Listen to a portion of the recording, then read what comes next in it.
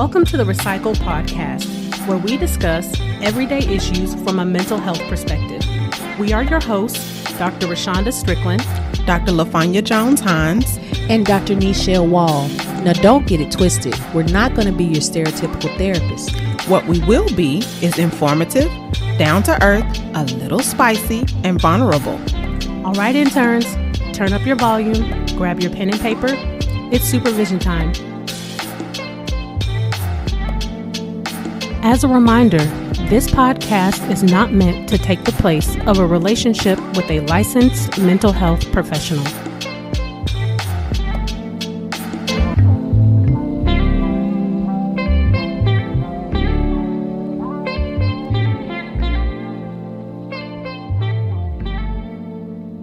Welcome back to session 74, Movie Mental Breakdown, Deliver Us From Eva, 2003. So, okay, everybody knows that I love movie mental breakdown. But I will say that this one, when it first started coming on, I was like, what is this? I said, what in the world did we choose to watch? It's corny. It's not as precise as it could be. Mm-hmm. You know what I mean? Like, we know that all these actors can act. Yeah. But whoever was directing this film just, they wasn't picking up what they needed to be picking up. Yeah. I was like, what? The dialogue, the everything. Mm-hmm. Yeah, this one was one that didn't age well. No. It was so many things that were not right lot in this movie. Yes. Well, go ahead. Let's go ahead and get the cast and crew out of the way so everybody knows who the characters are. So this one's a big cast, unfortunately. So you're going to have to keep up with the names. The sisters in the film are played by Gabrielle Union, Essence Atkins, Meagan Good, and Robinne Lee. So Gabrielle Union plays Eva, the title character. Meagan Good plays Jacqui. Essence Atkins plays Kareenah. And Robinne Lee plays Bethany.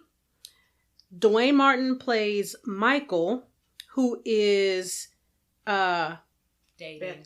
he's dating Bethany. Mm-hmm. Then Mel Jackson plays Tim or Timothy, who is married to Kareenah. And Dartanyan Edmonds. Yes. Okay. Plays Darrell, who is, I think, married to Meagan Good. Jacqui. Darrell. What did I say? Darnell? Oh, Darrell. We've had a Darnell before. Okay. My bad. And then LL Cool J plays Raymond, who will eventually become Eva's love interest. And then we have some side characters in the film. Kim Whitley. I didn't even know they actually said her name in the film. I think Eva said it. Maybe Ormandy? Mm-hmm. Ormandy. Oh, they missing a R up in here. Ormandy. Whatever is ghetto. It's a little hood. It's a little hood. She said Eva only says it a few times and it's real low, so it's like I can't hear how to pronounce that. Yeah, but that is who she's supposed to be in this film. That's the character that she is playing. Yes. And then her sidekick is played by Royale Watkins, who plays Telly. Who is fronting as a gay man, even though he is not actually a gay man. It's okay. It's called acting. No. In the movie. There's an after credit scene where he runs out of the salon and talks to his wife about how he has to keep up the appearance of being a gay man because nobody will come to a straight man to get their hair done. Oh, like in the I got you. In the movie. Oh, wow. That's hilarious. I did not see that cutscene. I didn't either. And then, again, side characters, we have Lucius Johnson, who is played by Dorian Gregory, and his wife, Renee, is played by Kenya Moore. And I just be like, why you always got to ooh sexy? Like, always? The woman is sexy. I mean, she is, but I'm just saying, like, you always got to ooze it? Like, you can't have on a sweatsuit and some tennis shoes? No. I can't even think about the last film that I saw her in where she... That wasn't present? Yeah, I can't think of one. I mean, even in Martin. When she showed up on the little set. Mm-hmm. Why? For everybody that likes B movies. Oh, man, that's a throwback. I know, right? Yeah, I can't think of not a one. Or she plays aloof. Sexy. Yeah. Either aloof sexy or mean sexy. I would agree with that. Yep. Okay, so the actual opening scene is really hard to describe. It's the three couples dancing to, I think it's Marvin Gaye and Tammy Terrell. You want us to keep singing low while you still do that? No, we can't get hit with that copyright. Less than 10 seconds. Okay. So they're dancing in this like 60s get up, The choreography was garbage. Yeah. Because the lip syncing was garbage. Because Darrell can't find rhythm for his life. Tim either. I was so put by Darrell's non-beat self. Nobody was on beat except for Essence Atkins, a.k.a. Kareenah. Yeah. That was the only person. And I was like, you better, because you was on half and half all that time with what's her name. She really got you. Yeah, I was glad when that was over. So I don't have anything to say about that other than it was super cringe, did not age well, and I didn't understand the point. I think the only reason that I can think of is it's just kind of like one of those throwbacks that they used to do in that era where they would have something kind of quirky in the movie. Kind of how when we've talked about Two Can Play That Game where she's talking and doing all that kind of stuff.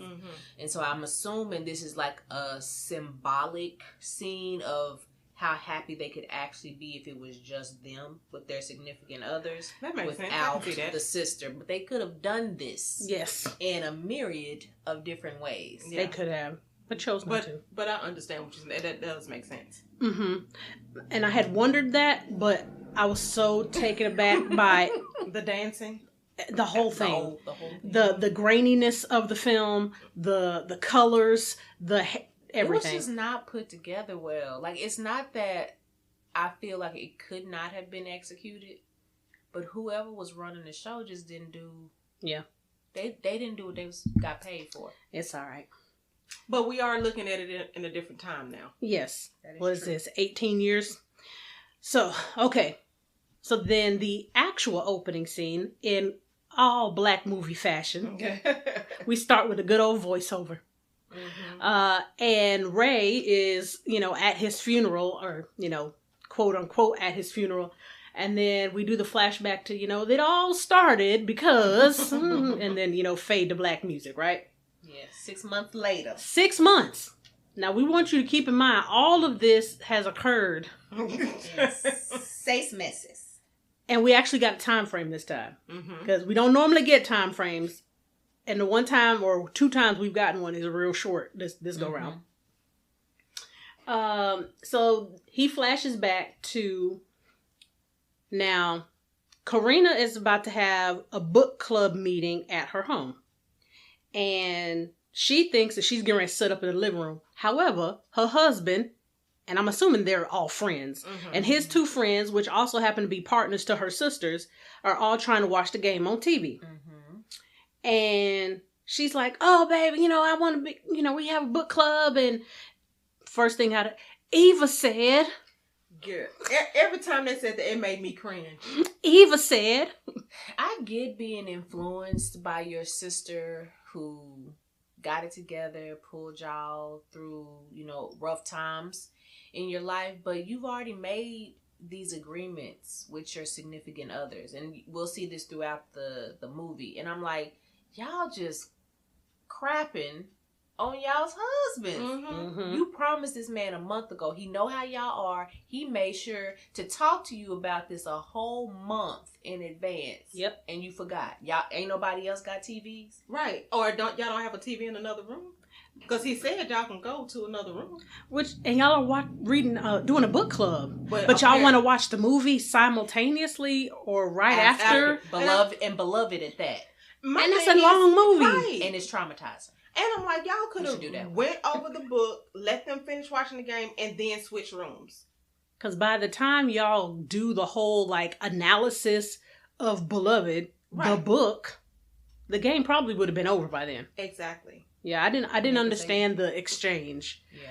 I think it's just what Eva says goes. And like I said, I can understand the concept of that, but you know, stuff has to shift. Like where people have to shift once you get married. And that's what I was thinking. Like, if you're not ready to shift your decision making and things like that between you and your spouse, then you shouldn't have got married.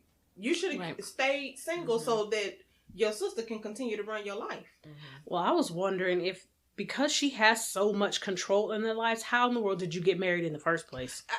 I was thinking, how did she not interrupt that? Because she didn't seem like she liked any of them.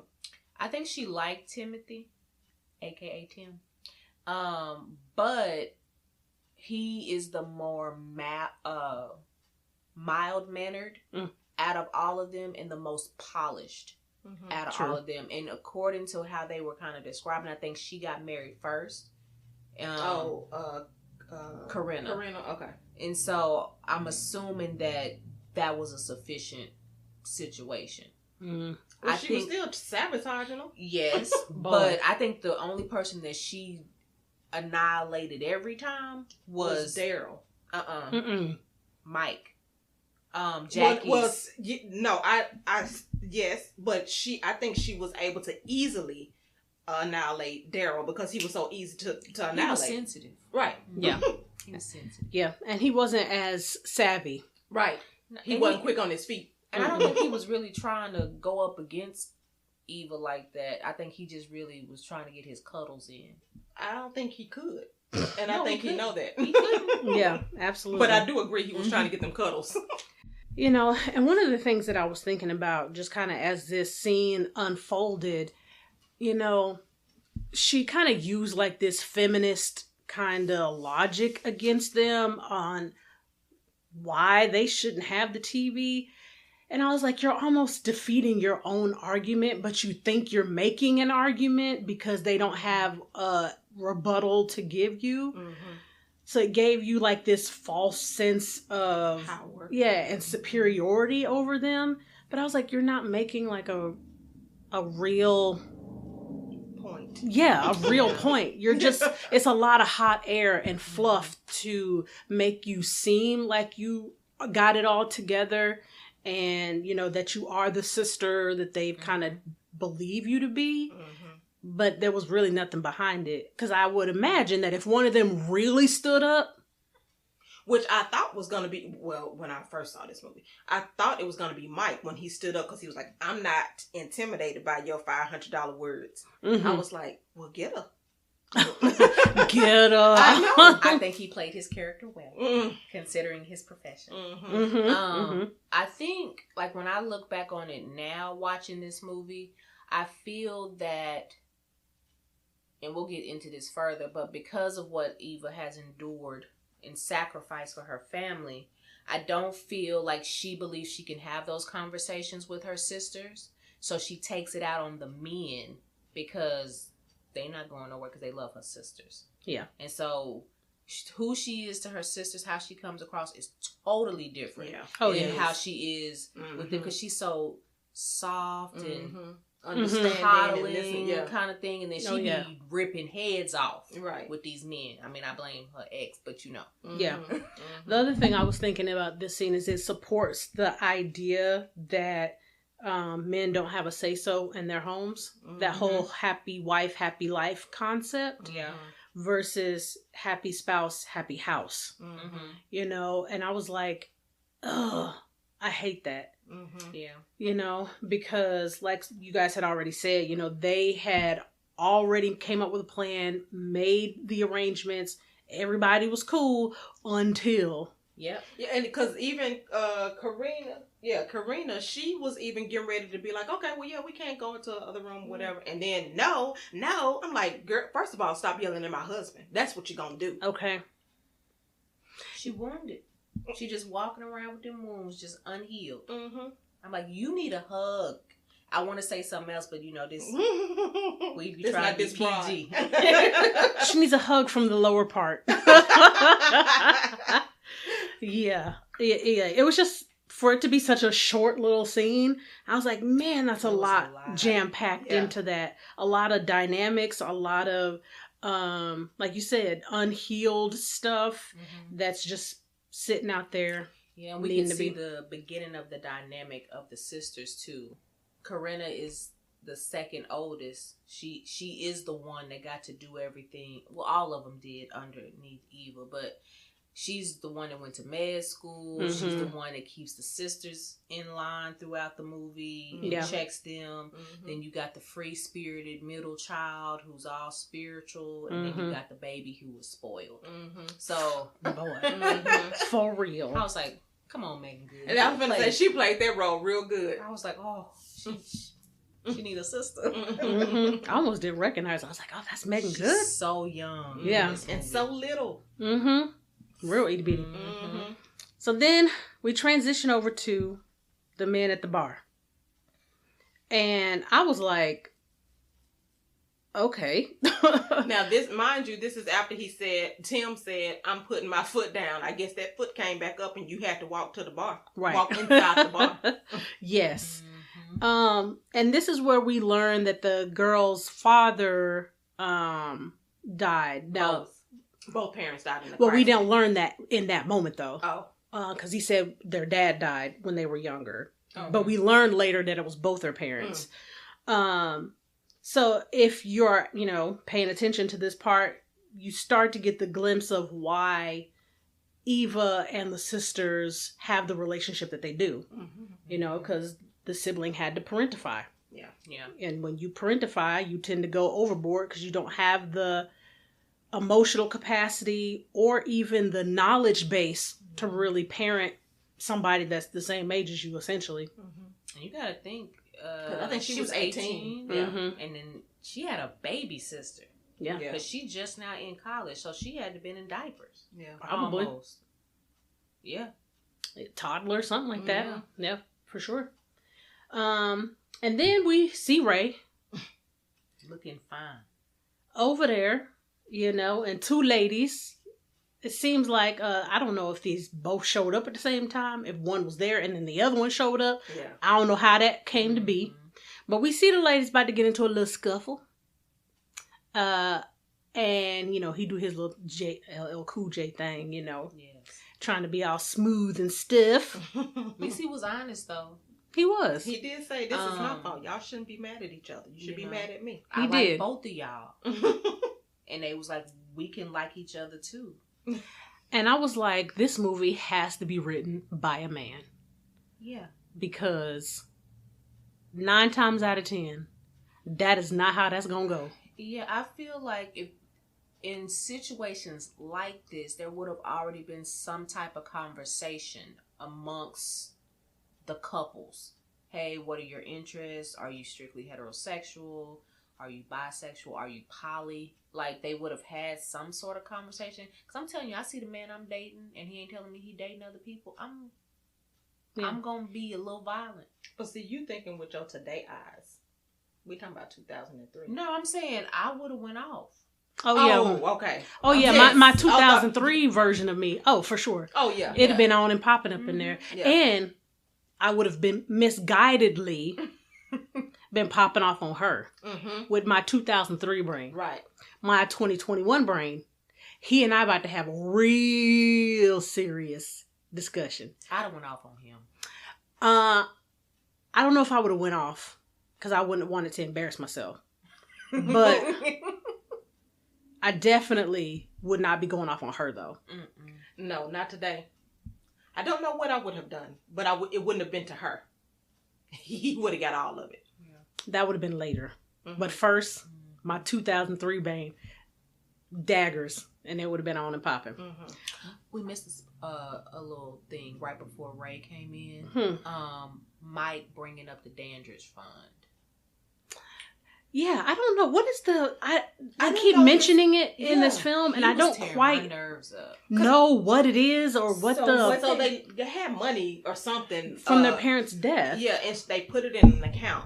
But they've also been putting all their extra money, each of them, into this account. So it's, it's grown. probably tons of money in there. Gotcha.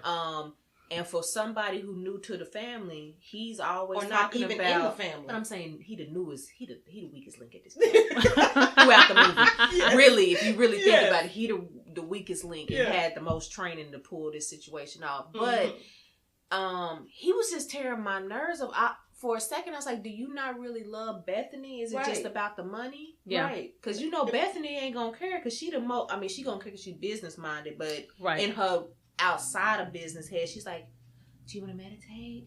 Yeah, she was definitely real Mother Earth. Yes.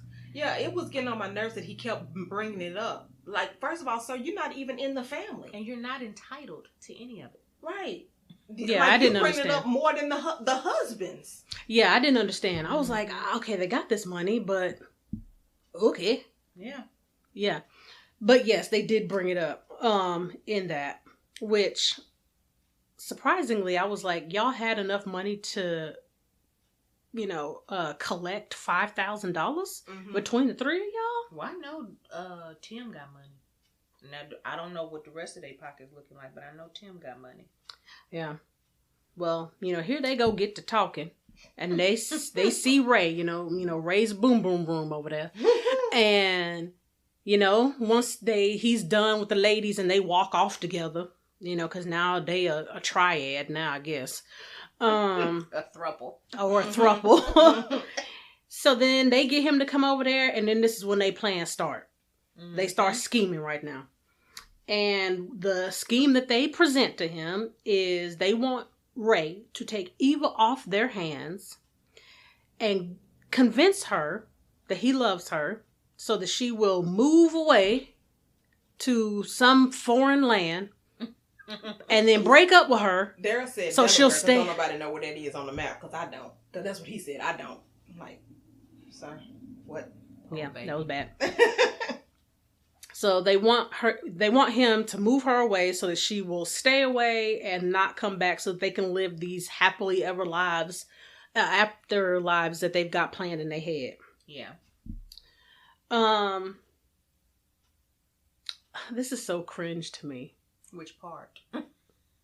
All of it. Mm-hmm. Yes. The fact that y'all thought of it. Mm-hmm. And nobody at any point said, this is not, we don't like her, but. Because the thing is, when they actually did have the meeting when they had the meeting with Ray to talk about that, he did say, like, when he was like, well, what's wrong with her? They was like, well, she is intense, but she is a good person. Like, we didn't say she wasn't a good person. I'm like, well, why y'all trying to scheme then? I feel like in that situation, like, Ray ends up being the voice of reason. He's like, I'm all for taking her off your hands and dating her, whining and dining her, but I'm not trying to be deceptive or whatever. Yeah. And then when I think about it also, like, further, a lot of times it was Mike pushing this extreme narrative. Oh, yeah. The other dude, and he's a police officer. Yes. What'd that say? But the other two, they was just more so like go along to get along. Yeah. Because they are the more passive of the two. Mm-hmm. Yeah. I hated that, and I can't remember if it was here when he first said no. He said so he said no at first here. Mm-hmm. But then when he sees her at the doing her job. Yes. Because they show him a picture of her. Mm-hmm. And I was like, baby, she got that scowl. I'm like, y'all couldn't find a better picture? That's probably all she had. And I was like, she wasn't a happy person since 18. I was like, girl, why are you scowling so hard in this picture? She living in that shell. She's so detached from everything. Mm-hmm. She really hasn't had time to grow up and develop. And then she harboring all of her emotions because she got to be everything for her sisters. True. It's sad. But this is also the time with the ex, the flashback to the ex. Mm. Oh, the one that started stuttering. Mm-hmm. Man, that's what I wrote here. I said cut scene. I said, man, she has a tough exterior. And that look that she had when she walked off, I was like, you got a really good resting bitch face. Yes. Because she did read him for filth. Yes. I don't know about the point to starting to stutter, but... Well, he had a mental breakdown, they said. Yeah, they did. He had to go have a little inpatient stay. Mm. But I'm just like, why? Because she said, I'm not saying goodbye, it's hello in reverse. I think it's weird to follow, this storyline. Her being so brutally intense to these men when they do something wrong, they can't handle it. And so, in that particular dude just broke. Yeah. And now he forever been stuttering. Mm-hmm. I can see that, because it's one thing to be rude or mean, but it's another thing to like demean, berate. Yeah, like she doesn't stop. Like once she's on, she just keeps going until whatever she feels like is the end point is the end point. Annihilates. Yeah. Which makes me wonder, how do you have any relationships? I think that goes back to what Dr. Wall was saying about, it seems like she's only like that with men. Because with her sisters and even with the in the salon with Ormandy, whatever her name is, Ormandy. Something like that. Yeah. With them two, she was still cordial with them. Now she was a little rude to her when she was like, we're all educated.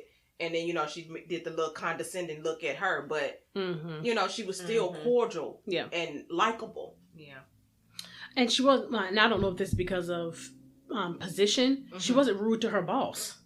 True. Or now she was rude to the dude, in the next one of the next scenes that was presenting as a restaurant owner. Yeah, I think she wants to be liked. And so she has that energy of, I need to be the best. But it's not coming across the way she thinks it is. Because even with the, we'll talk about this later, but even with the Reverend. Woo! She's going to get you. That was a lot. When we get there. Okay, so then we have a cut over to Jacqui and her husband. And she's studying or doing something. And of course, as husbands do, he coming up there, he said, "Hey, girl." Standing like Superman. Bang, bang, bang. He said, okay, hold it down. So, he wanted a little something, but she was like, "I'm trying to study." And Eva said, and it's not just that they said Eva said, it was the amount of times they would say it. Right. Well, Eva said, blah, blah, blah, and Eva said, and Eva said, and it's like, okay, if you mention that once, okay.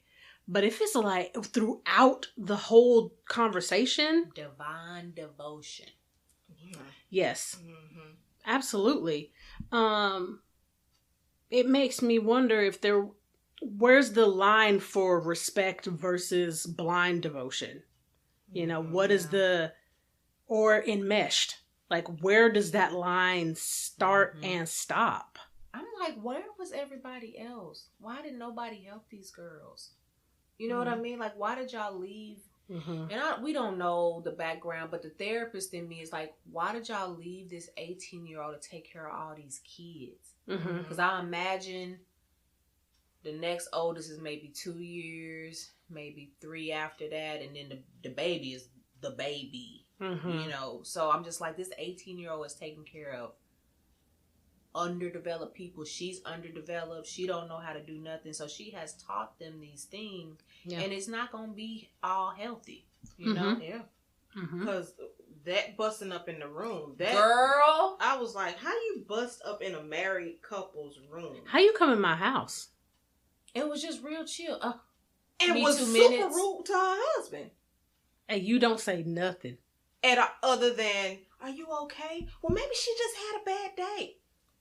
Do you see how rude she was to your husband though? No. Regardless of him having premature ejaculation problems, I need you to be respectful of their marital bed. Like that was a hard one to watch, because I'm like, that level of boundary crossing, like that's a hard hard thing to get over. And that's also why she's so enmeshed with the baby sister. Mm-hmm. And the baby sister has that extremely visceral reaction later in the movie. Oh, of course. Yep. I mean, so for all intents and purposes, she is her mother. Right. Yes, literally. Because she literally raised her. Mm-hmm. Yeah. Yeah, that one, I think of all the boundaries that kind of get crossed and are fluid in this film, that was probably the hard line one that I was like, yeah, this is...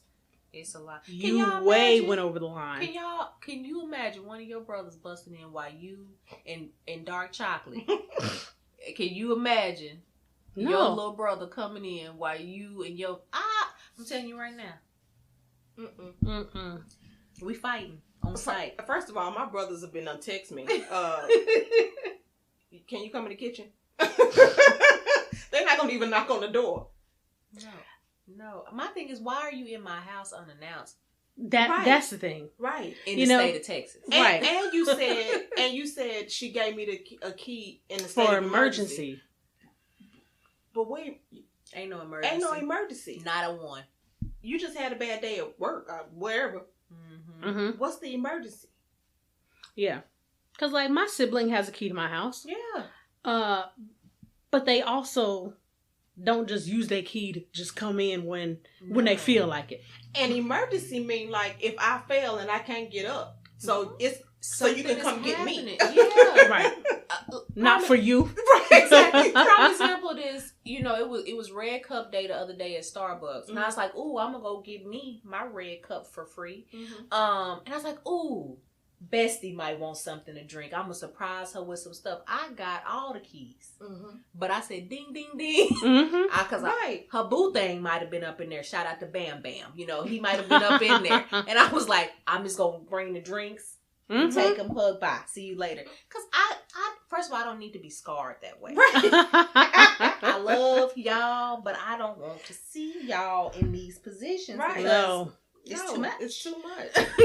Yeah, that was too much. Yeah. And the hard part is also that you, as Eva, literally don't see nothing wrong with what you did. Right. You came in and you plopped on the bed.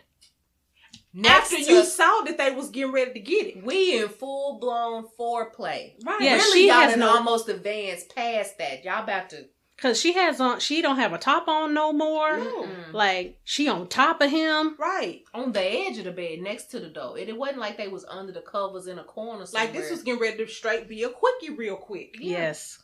Because she had to get back to studying. Because Eva said. Yeah, it was a lot. And I was like, there's a lack of self-control as well on Eva's part. Mm-hmm. It's just not boundary crossing. You had no control over yourself to be like, She's still that 18-year-old. Right. She's still an 18-year-old, and none of them have set boundaries with her either. I don't think they knew to. Right. Because she couldn't teach them that. She didn't know that herself. Yeah. It was a lot. Mm-hmm. So after Eva, completely emasculates this man, and whatever sexual energy he was feeling has dissipated. And the thing about it is, his wife didn't even put him first. No, because she immediately got wait, I'll be right back. Right. I was like, oh. I would have had to do some things. It might not have been the full thing, but do some things, babe. We'll finish this tonight.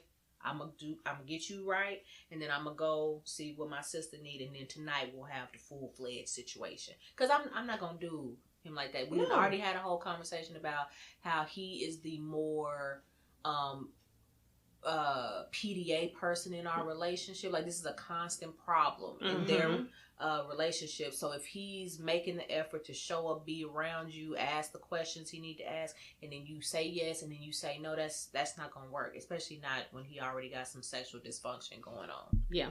Yeah. And then why would you share that kind of information with your sister? Oh, it's less than that? I was like, okay. Right. Okay. Well, ain't nobody gonna protect the man? And not even, like, you knew when she said give us a minute that she meant that colloquially. Right. She did not mean that literally. It was gonna take him a minute. Because even if it would have took him a minute, it's not gonna take me a minute. So there are other things that can be done. Exactly. And you took that as an opportunity to emasculate him again. Yeah, it was. Yeah, that's why I say he was always her easiest target. Mm-hmm. Yeah. So then, do we ever actually find out what the issue is? No, because I don't remember. I think the next scene is with Kareenah. It was just normal work stuff. Yeah. Okay. Because if what I have here is the next scene is Kareenah and Tim, and they seem to be trying to have a baby. Who I can't tell who wants the baby. If it's him, I'm assuming that he is more ready than her, but I feel like she is ready, but her sister is in her ear, and I'm like, ma'am. Right, and see what made me think that it's like start talking about the alcohol, and then you go take the drink. But my thing is, if you're not ready to have the baby, then why you go get the drink? Why he can't have that drink? Because y'all ain't get ready to. You not ready. And why you compare that man to his daddy when you know they have not an unhealthy relationship, but they are not on good terms. Right. Yeah. Again, Eva said it. Yeah.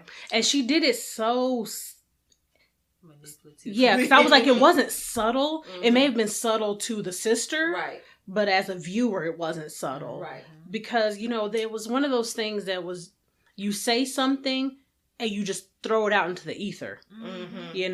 Blah, blah, blah, blah, blah, blah, blah. But I'm baby coming out to woman, lick it. Passive aggressive. Right. Yeah. Damn. So that's the kind of stuff that prompts people to do things and it absolves you of saying, I controlled you to do it. Right. Well, I didn't tell you to go take the drink out of his hand. I didn't tell you. She said that. I don't get into married people's business. Girl, if you don't stop lying. Right. Because you all in your sister's business. Yes. All of them. All of them. Mm-hmm. Yeah.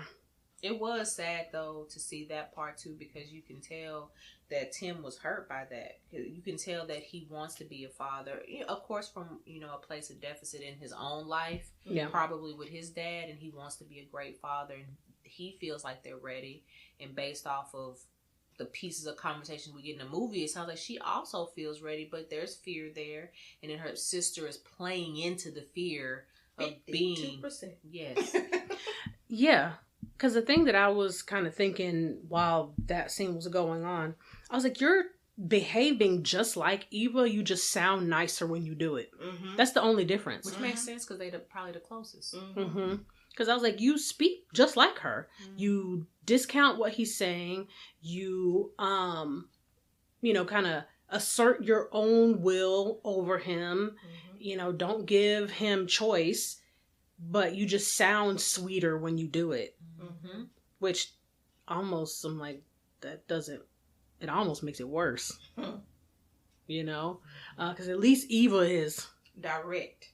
It's all, face value there. But, yeah, I just didn't like that.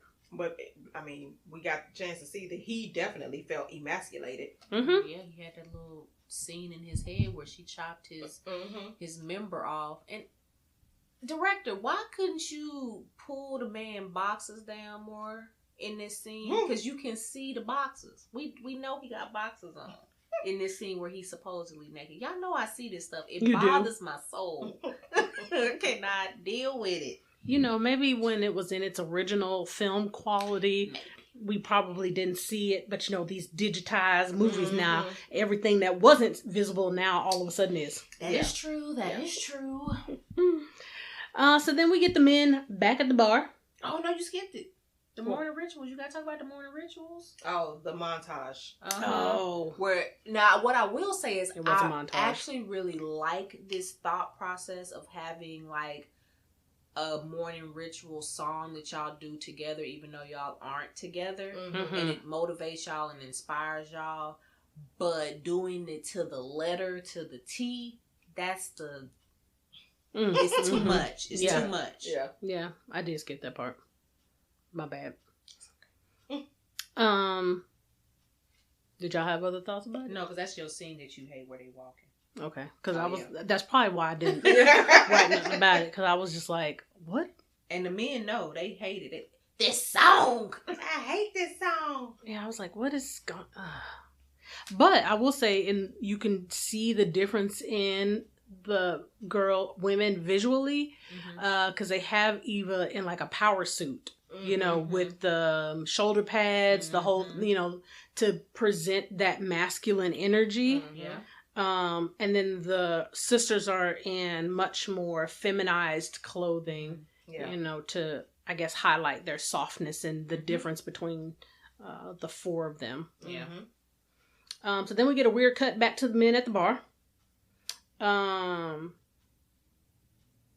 So that's actually when they started talking to Ray about more Eva in depth and, and like what they wanted out the of actual plan. Yeah.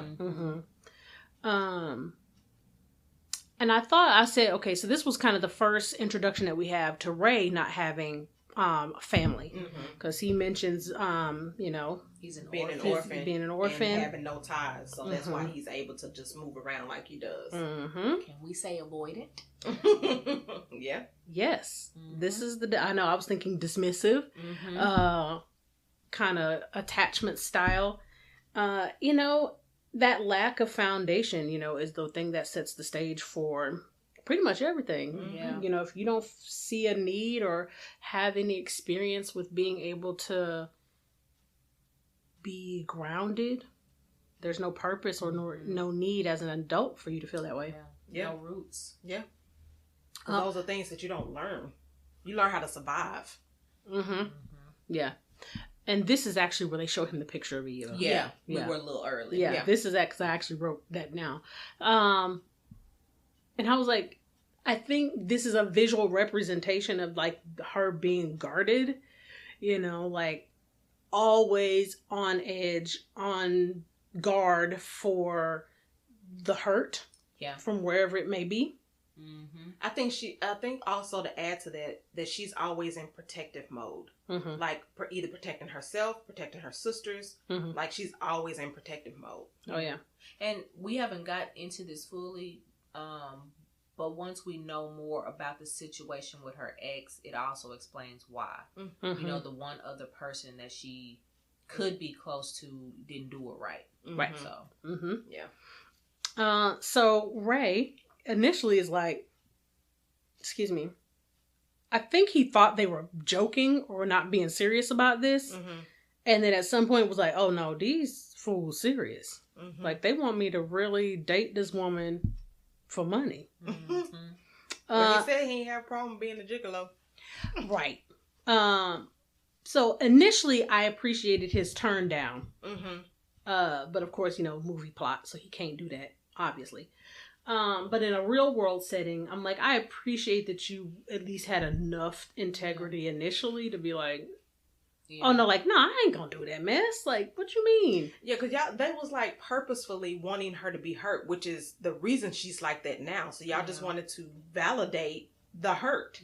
And make her worse. Right. Yeah, I think initially Ray was just probably thinking that she knew.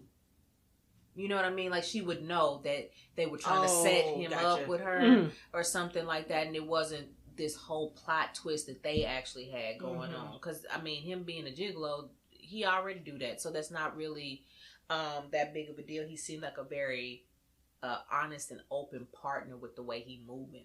So I don't think that would have been a problem for him. I agree. Yeah. So then we cut over to the salon. And I'm like, how you sexually harass a police officer?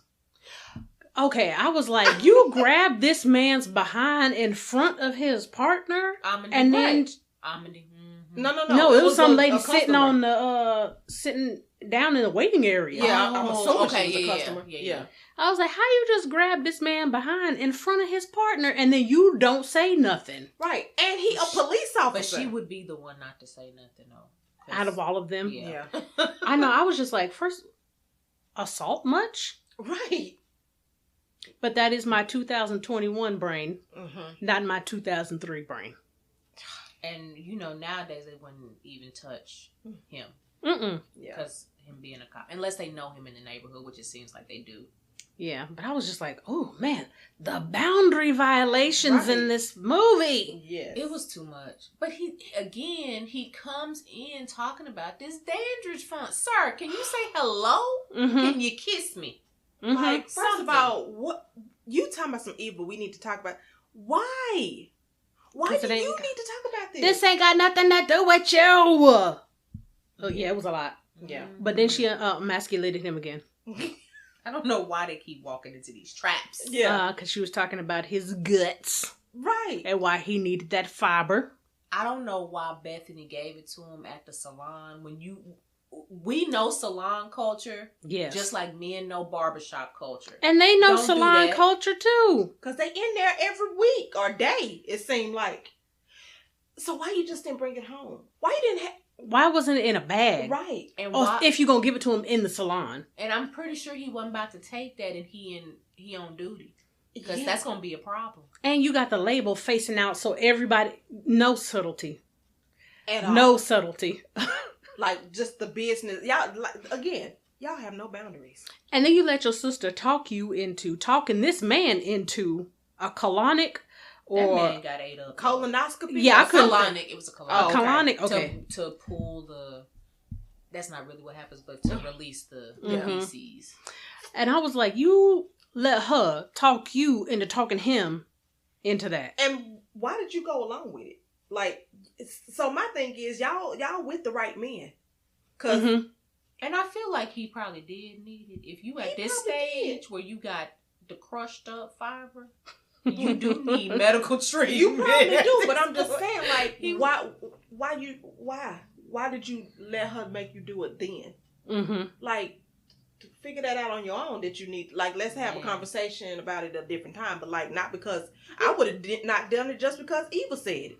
Okay. Because you know Eva said Eva said. Exactly. Yeah. I don't, and then the way she said it to you. Yeah. You know, again, this is not, like you said, it's not conversation. Mm-hmm. This is subtle, passive aggressive to them. Mm-hmm. Passive aggressive messages that get implanted in your mind, but then it makes you somewhat think it's your own idea, but you kind of still weirdly cloak it as your sister's words. Yeah. Yeah.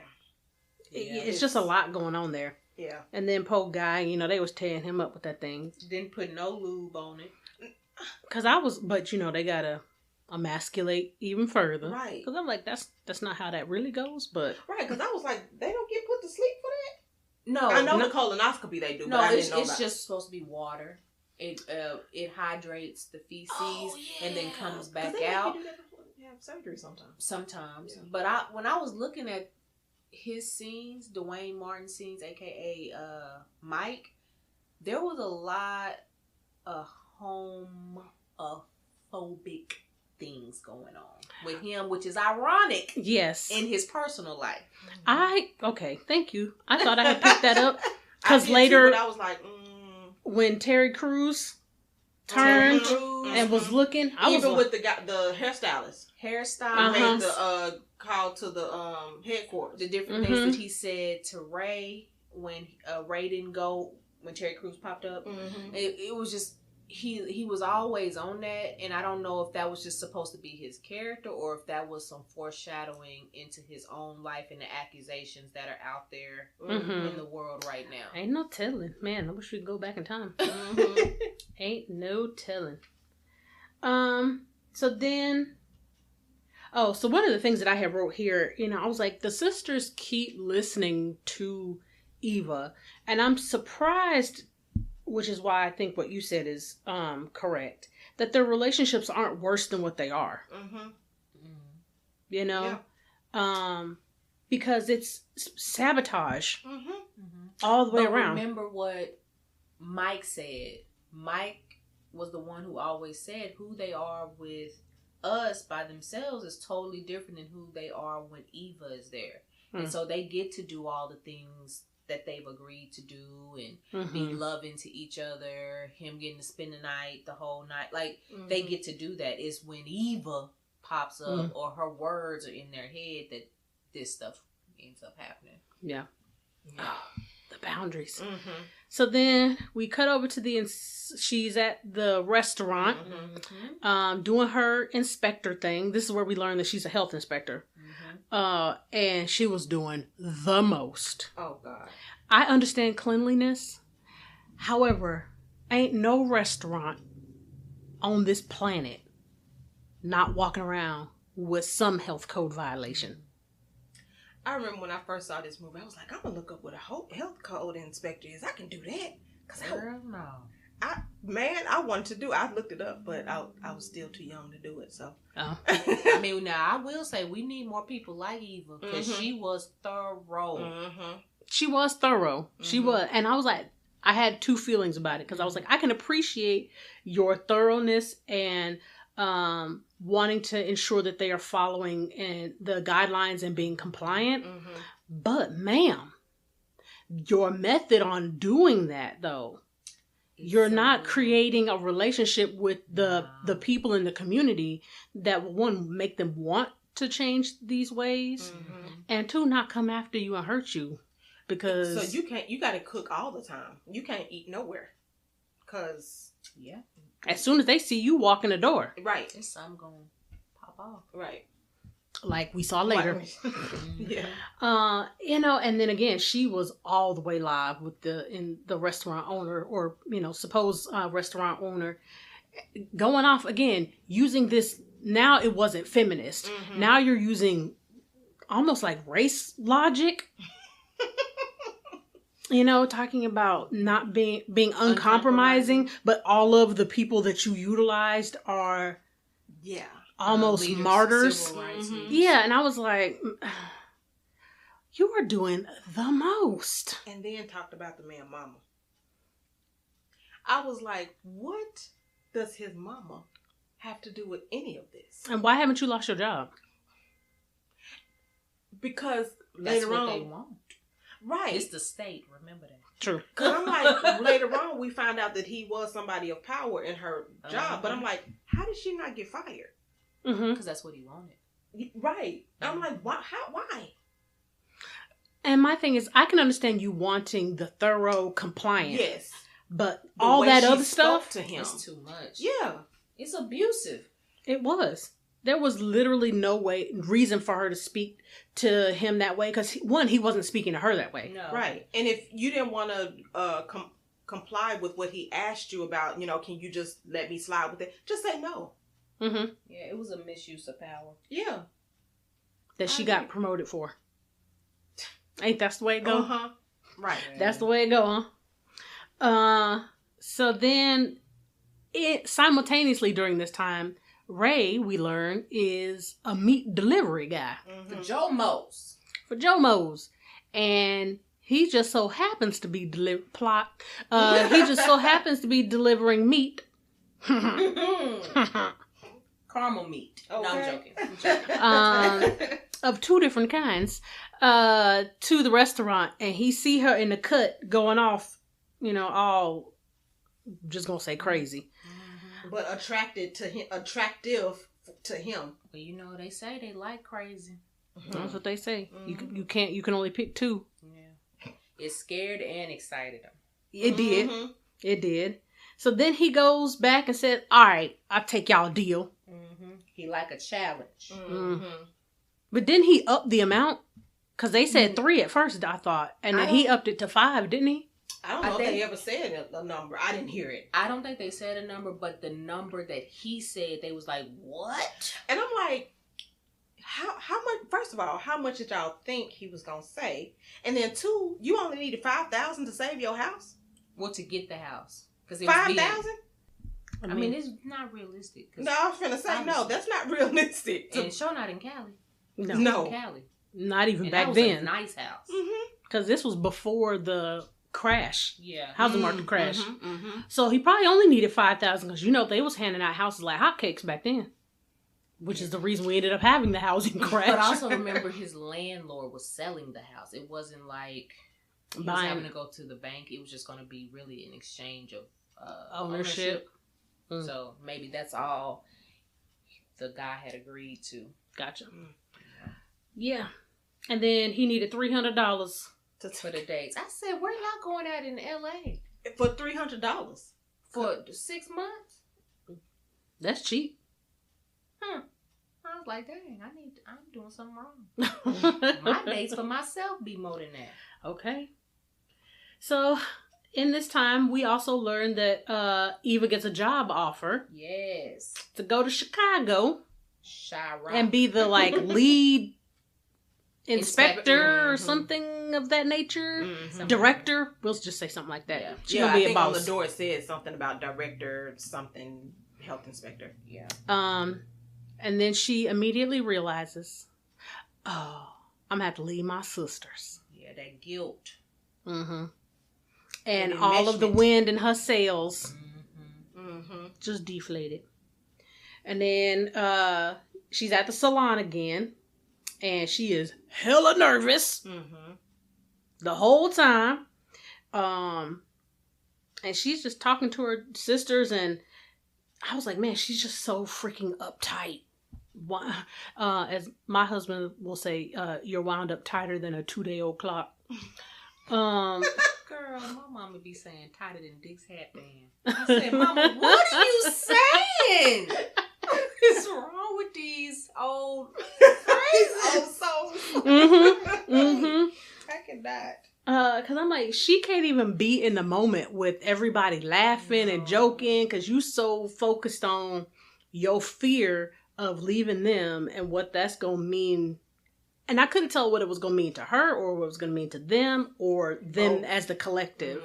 This was the point where I was trying to really figure out what her attachment style was, especially because that's what we're talking about this month, because she has so many big wounds. The death of your parents, a tragic death of your parents, taking on your sisters, being their caregiver. I was just like, girl, I don't know who you are. Yeah. Because at some points it's very anxious driven. I was just going to say, a lot of them anxious, yeah. Possibly. Yeah, she was very anxious. Yeah. But, just kind of like how Dr. Leach was saying, like, you can have a base of a secure attachment, but then you have these events that take place that you get cloaked in other insecure ones. Because that's kind of what I picked up from her, because once her defenses with Ray, as we'll see later, were down, she had a very healthy, secure style. She treats him like she treats her sisters. Yeah. And started treating everybody else that way. Right. So it gave me the idea that she has really, her base is secure, but she presents almost disorganized. Yeah. Yeah. And anxious. Well, because that's going to be all of them. It's got both in there. Oh, the fear, yeah. Yeah, yeah. So that was kind of where my head was going at. I can see that. With her. Because isn't this... Oh, they were going to set her up with some dude, but... he was, 36 with like 2 kids and group therapy. And he was in therapy. This sounds like what's on the dating apps. I got sad all over you. I just opened my dating app again. I said, I'm trying to be better. And I already said no. Oh, man. Everybody. I said, I can't do it. Jeez. I'm sorry to hear that. It's hard out here for a pimp. Yeah, and I was like, they wrong for trying to set her up with somebody like that. First of all, don't y'all know her? Right. I have half a mind to think that Kareenah was just pulling her leg a little bit. Like, he said this, but I don't know. I was just like, it was bad. Y'all don't care about her. If that's who y'all got to fix her up with. Where are these men at? Who are these men y'all at? Yeah, it was just a lot. I just couldn't. So then the next scene that I have is there at, I'm assuming. Oh, pause. Huh? What also got on my nerves in that scene was her talking about God gonna bring somebody. So you're just gonna be married to Jesus. Okay. He gonna come right up in your house while you in there sitting down. Nope. And take you. I mean, a lot of people think that.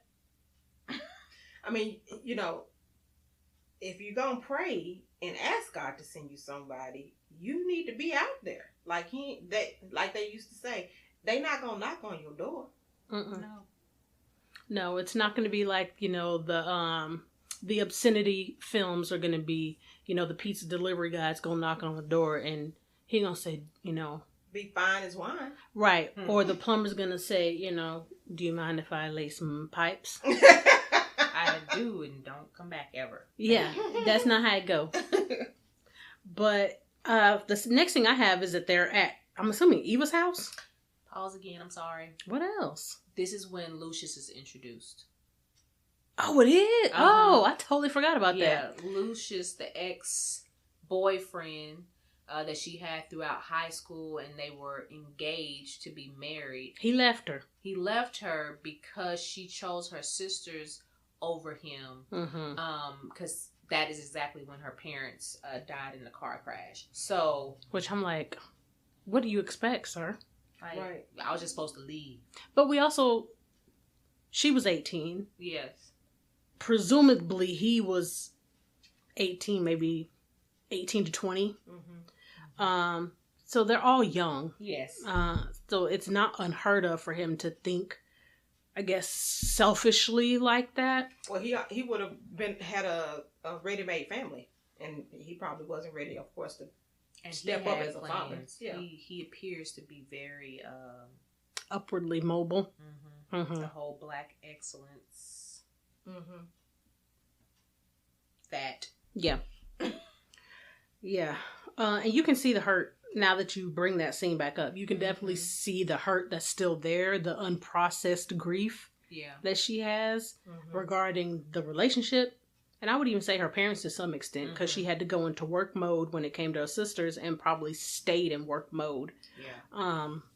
Up until, that moment, really. Did we skip the church? No, we're not there yet. No. Two church, scenes ahead. Yeah, the church is after this. So they're at Eva's house. I'm assuming this is Eva's house. I don't know whose house they're at. So they're all going in on how Eva's so smart and she understands so much, and how she's like the one without a steady partner. Because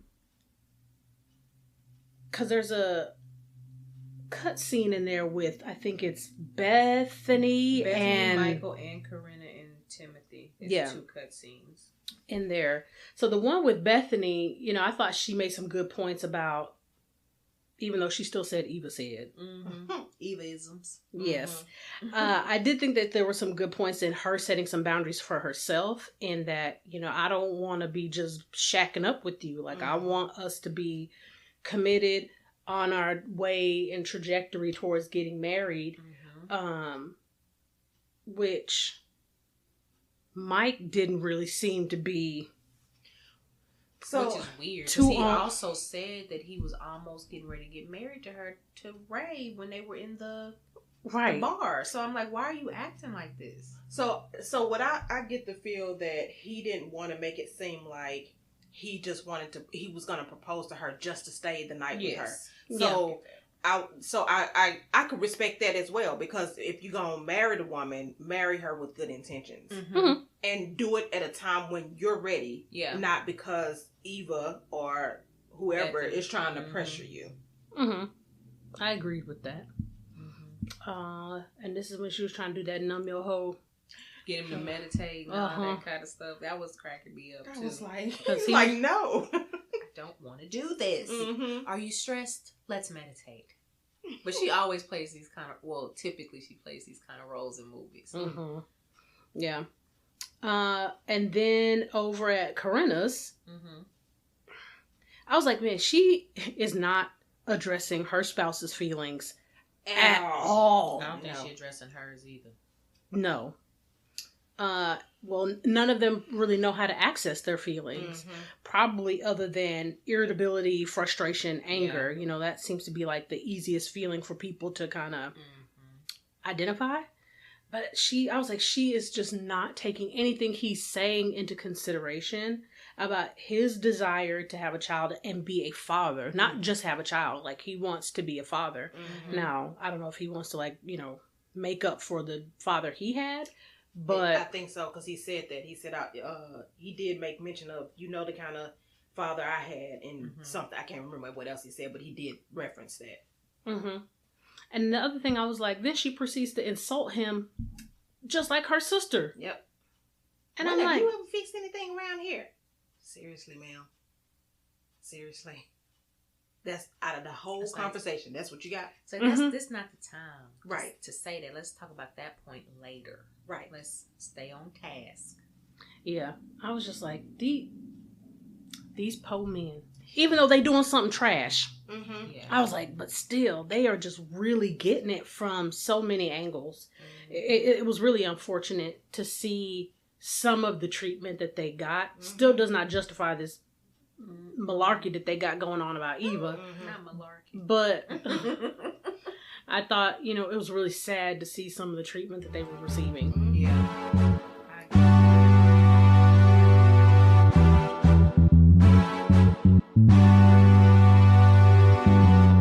It's so much going on in the world right now, and we could all use some extra support. At Balanced Beacon, we offer counseling services for individuals, couples, families, and groups. If you're in Texas, give us a call at 214-396-6503 or visit our website at www.balancedbeacon.com for more information.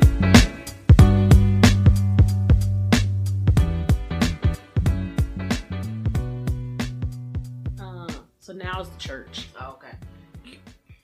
Was she doing the most being the choir director? Was yes and no. That was killing my whole soul. If you've ever been to one of them type of churches, then you know she technically wasn't. It was more so the face. Okay, was it the face? It's the face. Because if she would have because they actually do a little bit more than that. Yeah. No, a whole lot more than that. But the face is what was killing me softly. Yeah. Yeah.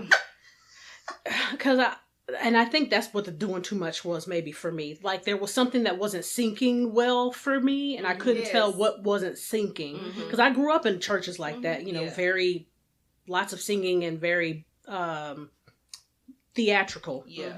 My note literally says Eva is doing the absolute most. Nah, I have the same thing. I said she's doing too much. And I was like, and she's being extra. Because I was like, something is not, I don't know what it is. But yeah, the face. Now that y'all say that. Which also was awkward because usually the choir gives the audience the same energy as the director is giving the choir. Mm-hmm. And they were rocking. They wasn't giving the same energy that she was giving them. Mm-hmm. Movie. But also the face could have been off-putting, so they couldn't give the energy. So I'm like, why you look angry? Right. And this is Sunday and you directing the choir and they sound like they singing good. Mm-hmm. I mean, they probably were like, here she come with that BS. Mm-hmm. Let me just sing my notes like we practice. Mm-hmm. Step touch. Yes. Yes. Absolutely. So then after Ray didn't show up during church. But then we get these claps again, offbeat. These offbeat claps, like y'all. I didn't bring it up this time. I can't take it with the offbeatness. I cannot. It's always a church scene. Yes, y'all know I hate church scenes in movies because it's so fake. I just cannot stand it. That and Sparkle. Jump. Oh. Oh man, they try so hard. So Ray doesn't show up because they looking for Ray. Yeah, because he's supposed to be showing up. This is his time to introduce himself to Eva. Mm-hmm. But after the church, he slide on in there because church ain't his thing. That y'all wake up too early. And I was like, "What time you wake up? What you been out there doing?" I know, because church started at 11. With your thruple. 8 o'clock service. I know. Thrupleness, sir. So they over there doing their little talk. Meanwhile, Eva is over here giving the Reverend Pastor the business. Yes. So inappropriate. Whoa. I was like, who wrote this scene? And why is it even, is this just more evidence on her extraness, abruptness? Yes. Boundarylessness. I think this showed, and y'all correct me if y'all think it's something else. This showed her aloofness to who she's actually presenting as, because I think her heart was legit in the right place a delivery was horrible, and what she was saying was not necessary for this situation. You not her supervisors, you're not her writers, like you're not the deacons. And she missed a word. A word. I wrote some notes on a word yeah. From Acts. Like seriously, you misquoted the Bible. Yeah, it was a lot. Yeah, but I agree with you. Mm-hmm. I definitely think that this was a representation of that. Yeah, because she was oblivious, and then continued like as the Reverend was like trying to be dismissive. And leave. To the point now I got to come out of my character and not being as reverently right. She should have been right, because I mean Eva really did have a problem. She wasn't delivering it good, but she did have a problem that she needed counsel on. And the lady was like, "Go with your friends." Yeah, because I bet she was like, "Thank God." So now the trap is being set. So here come Ray with the LL smile, licking his lips. Out of all people, I've never liked that. That's just a personal thing. I don't find that attractive. I don't really find it attractive, but I'm okay when LL do it because I think now it's just a nervous habit. It's not that creepy because that I ain't gonna do it because it's gonna gross me out. My mouth gonna start watering in a bad way. But it don't be that. He just literally be licking his lips all the time. Well, I thought I was gonna marry LL Cool J. That man fine. When I was younger. And he looked the same. And he has not aged, but his wife won't divorce him. And now I'm married, so he's on a couple's trip with all the folks that's still in their black marriages right now. So you can't. I mean, well, I'm married now, so I'm not giving up my husband now. So you're too late, LL. And lady that he's married to, good, LL. Miss LL, you did a good job keeping him. You've done a good job. Yeah. So the trap is being set, but he got to make himself look unavailable, so that for some reason the logic that they're using in this film is that if a man is unavailable, that means a woman wants him more. When in reality, I'd have been like, oh, okay. And then wouldn't have thought nothing else about it. And that's what it seemed like she did. No, she was still thinking about that man. Well, in the moment. Oh, yeah. In the moment, it seemed like she was like that. Because the sisters bring him up. Right. Which then I think puts him back on her mind. Yes. But it's like, oh, okay. Cool. Congrats. Right. To you why and your, am I meeting him? Yeah, to you and your girlfriend. Right. Bye. I didn't get it. So now we're back in the salon. Yes.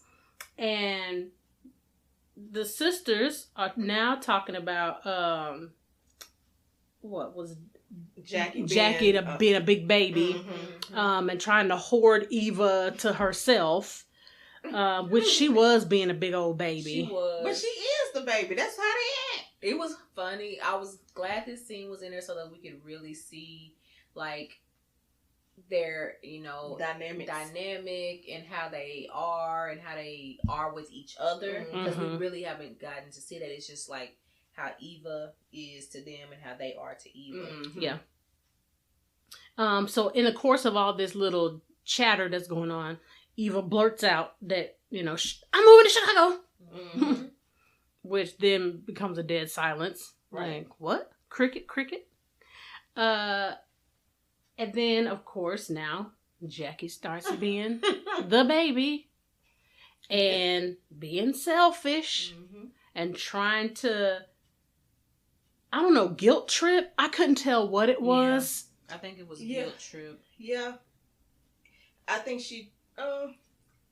it was guilt trip, but I also think it was also her innocence of not knowing what she would do without her sister being there. I could see that too. Yeah. But then Kareenah is like, come on, hold on. She got to live life too, mama gonna have a life too. Because her whole life been on hold for what? Essentially 18 years? Roughly, something or longer, who knows. Yeah. So, you know, I appreciated, even though Jacqui was acting the way that she was, that she had at least one sister that could understand, like, she has to have a life. Like, her whole life cannot, for the rest of it, be dedicated solely to us. We have lives and things that we do without her. Why in the world would she not be able to do the same thing? Yeah. Which then, once Jacqui kind of gets that reality check, then it's like, okay. Well, and the thing about it is, I think she still could have been honest about not wanting her to go, but understanding that she needed to go. I think people fail to realize that just because you don't like something, you don't have to ignore it. You can say what it is that you don't like. You can express the feeling, but you also understand and accept that that this person still needs to do something for themselves. Yes. Yes. Yeah, absolutely. But I was glad that at least somebody was holding one of them accountable. Yeah. That you can't, as much as Eva said, we can't fully turn around and do the same thing. Yeah, little Eva number 2. Yeah, because she was in the making. Yeah. And she still showed her emotions. I liked that. She stood up for Eva, but you could also see, like, her heart breaking a little bit with the tears. And y'all know, Atkins got them big eyes. From one big-eyed girl to the next. So them tears is about to just and fall out. Yeah. So then we get all over to the barbecue. Yes. And here go Eva being critical again. Oh, make sure you keep that meat, because you know what all kind of stuff you can get with uncooked meat. Now, this was the one time that if she wasn't who she was, I was like, that actually is a good critique, because that is in your realm. It makes sense. But because you done already got on my last nerve at this point in the movie, I'm like, girl, shut up. Or cook the meat yourself. Yeah. Yes. Or don't, because apparently the way you cook them beans. Woo. So y'all know I can't stand beans anyways, but I'm like, so first of all, it's beans and it's spicy. Why is it like that? Yeah, I ain't never had spicy baked beans now. I have. They delicious. Well, I don't want hers because that look like heartburn. Because he was trying to climb the tree. Peels. That's what you're going to need for that indigestion that's going to come up. Yeah. I was just like, what is she got in them beans? And his butt was already burning. He said, I was like, ooh, that's fast acted. Ooh. He trying to climb the tree. His mouth burning so bad. He had no line. And I'm like, sir, you've been in this family for at least a year or 2. Why are you eating a bean at the cookout? Don't eat the beans at all. Why didn't you ask? Did you cook these? I already know they spicy. That's I smelled them. Yeah, because I'm like, she must got California Reapers in them things, or ghost peppers or something.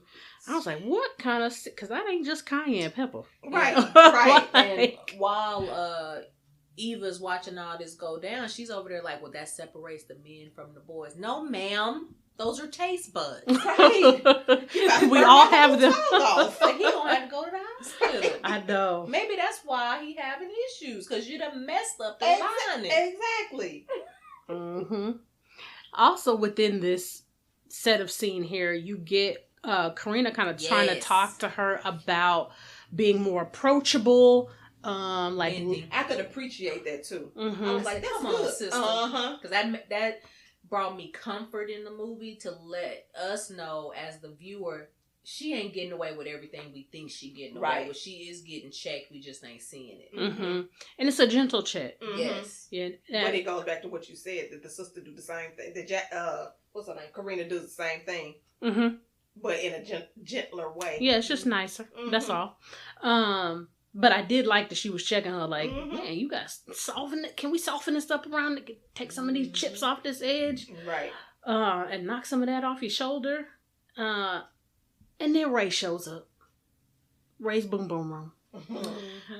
And doing like he do, plot thickens. And he go in for the kill. He go over there and they doing their little thug thizzle and Kareenah. For the family though this time. Yes. Kareenah and Mike. They like, oh, well, we got to talk to Darrell about something. And then they walk off. And she took the meat. She told us, we don't need to cook this meat. I know. I was like, oh my God. Yes, so then they get to having a little light banter back and forth. Which I loved. I said, y'all better have sarcasm and wit. I can't find that. They just be like, I don't know what you mean. Okay. I did appreciate that he would go toe to toe with her. Yes. And I think that surprised her. Mm-hmm. Which of course now the intrigue sets in. Yes. Like, oh, okay, so you still got your ego intact. Mm-hmm. All right. I must investigate further. I'm not scared of you. Mm-hmm. Yeah, because he was really almost one-upping her Mm-hmm. Yeah. in a lot of ways. And for somebody that is used to having people cower down, That's attractive. and it'll take you, knock you off your game. Yeah. So then he go over there to get the food, and he get a whole bunch of beans. He does. And a whole fork full of them. Yeah. Because I was like, oh, his plate is like half beans. And side note on this, for everybody that don't know this, y'all know I like to collect just random information. Like the deal with this scene is that he don't eat meat. So if y'all look at his plate, it's nothing but veggies and like stuff like that. And so the beans was the thing that he could eat. Because he couldn't eat the meat or nothing like that. So if you look at it, it's nothing but veggies on his plate. I said, y'all better be talking about stuff and I didn't remember it later on. Because I think I recognized that he had a lot of coleslaw and like a lot of beans. And I was looking at his plate like, they put a lot of beans on. No ribs on there. Whatever they was cooking. Now that you say that, I did notice that. Mm-hmm. Yeah. Because I was like, man, he got a lot of beans on that plate. And I noticed that he didn't have the meat because when you have meat, that plate is a little heavier, so you need to really sit that down. Yeah, he was you can't be standing up eating. Right. Ribs are a 2-finger food, really. Exactly. Yes. Or 2-hand food. But he took a good old heap of them beans and held that like a G. Y'all don't even understand the level of heartburn that I was feeling secondhand. It took me back to when I was going through chemo and I couldn't eat regular food. And I was like, oh my God, his chest is hot. It's bubbling. It's coming up. That's when you be like, and I was like, you be choking and you don't even know. I'm reliving stuff. I'm not okay.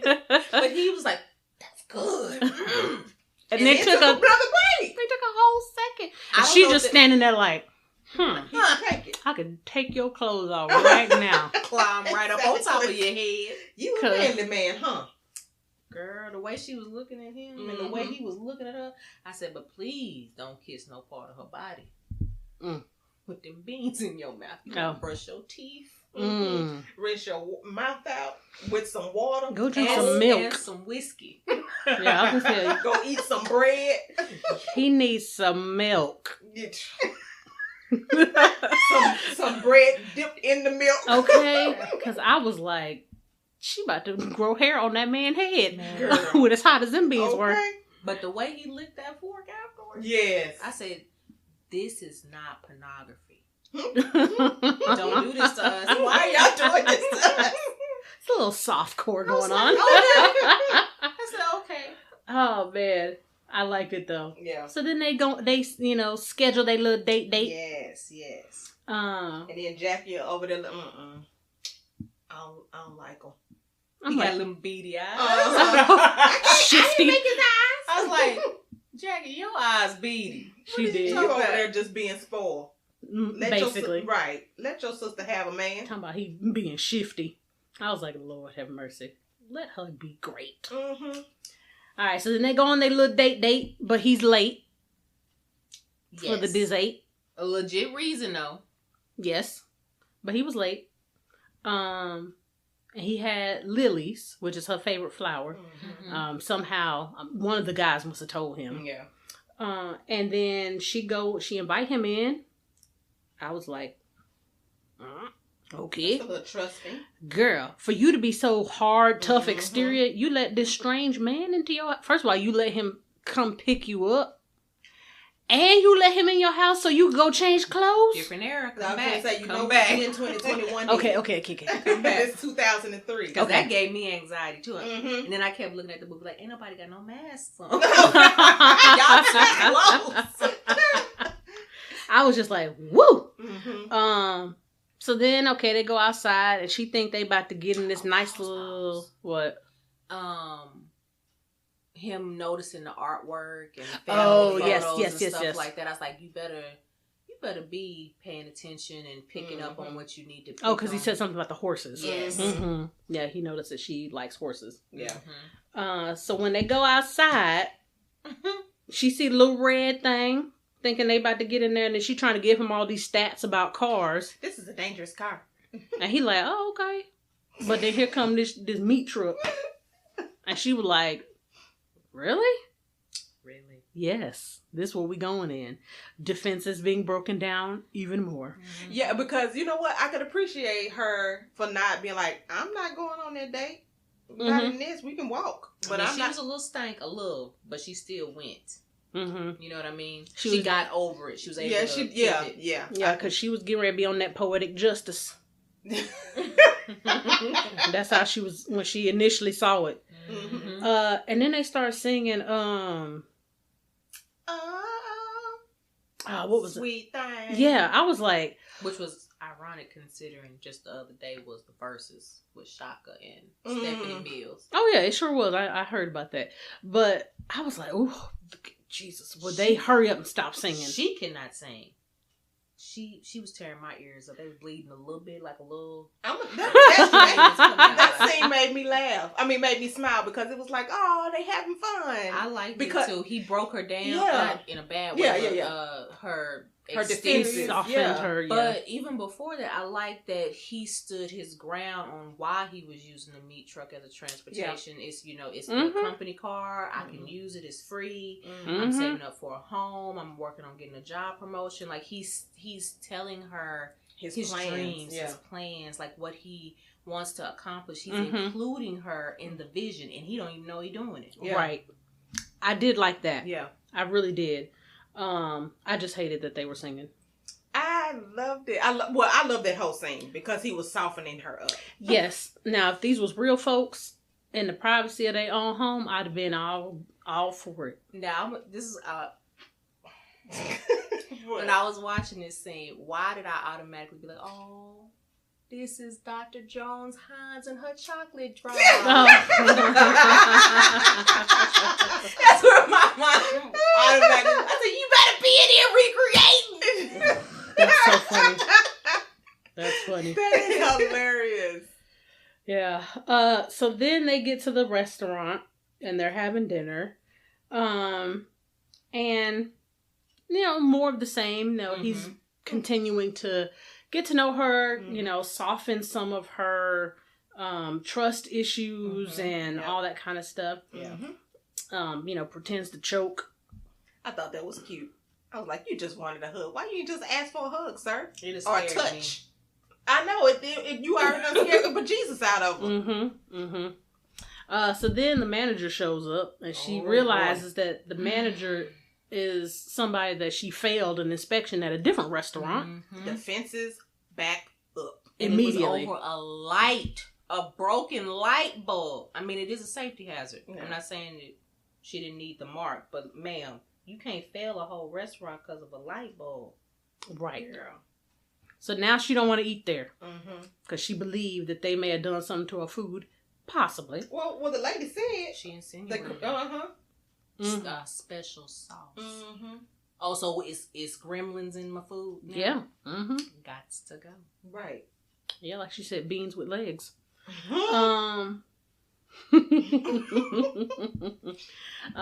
then, she starts getting back on her Eva tip and being a butthole. And which I don't understand why Ray wanted to stay. The lady had already said that they had put the special sauce on her food, so I wouldn't have wanted to stay either. Now, I would not have taken it as far as Eva did, but I still would have been like, you know what? If you want to stay, you can, but I'll call me I was going to say Uber. Taxi.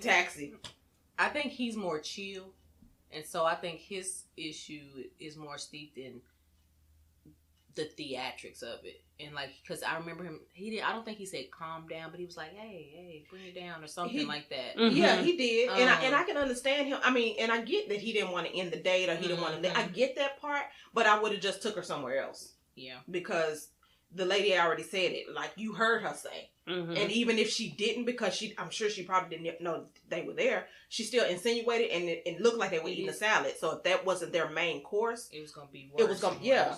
Oh, yeah. I got why she was leaving. Yeah, I was fine with it. It's your method. It's the right. Mm-hmm. I do like that once they got it back in the meat truck, he was holding her accountable to her bad behavior, but she couldn't take it. So then she kicked in the full blown, let me annihilate you and belittle you and talking about you crazy. I was like, man, you ain't have to do all of that. I know. Called him a meat boy. I'm like, seriously? You are doing the most.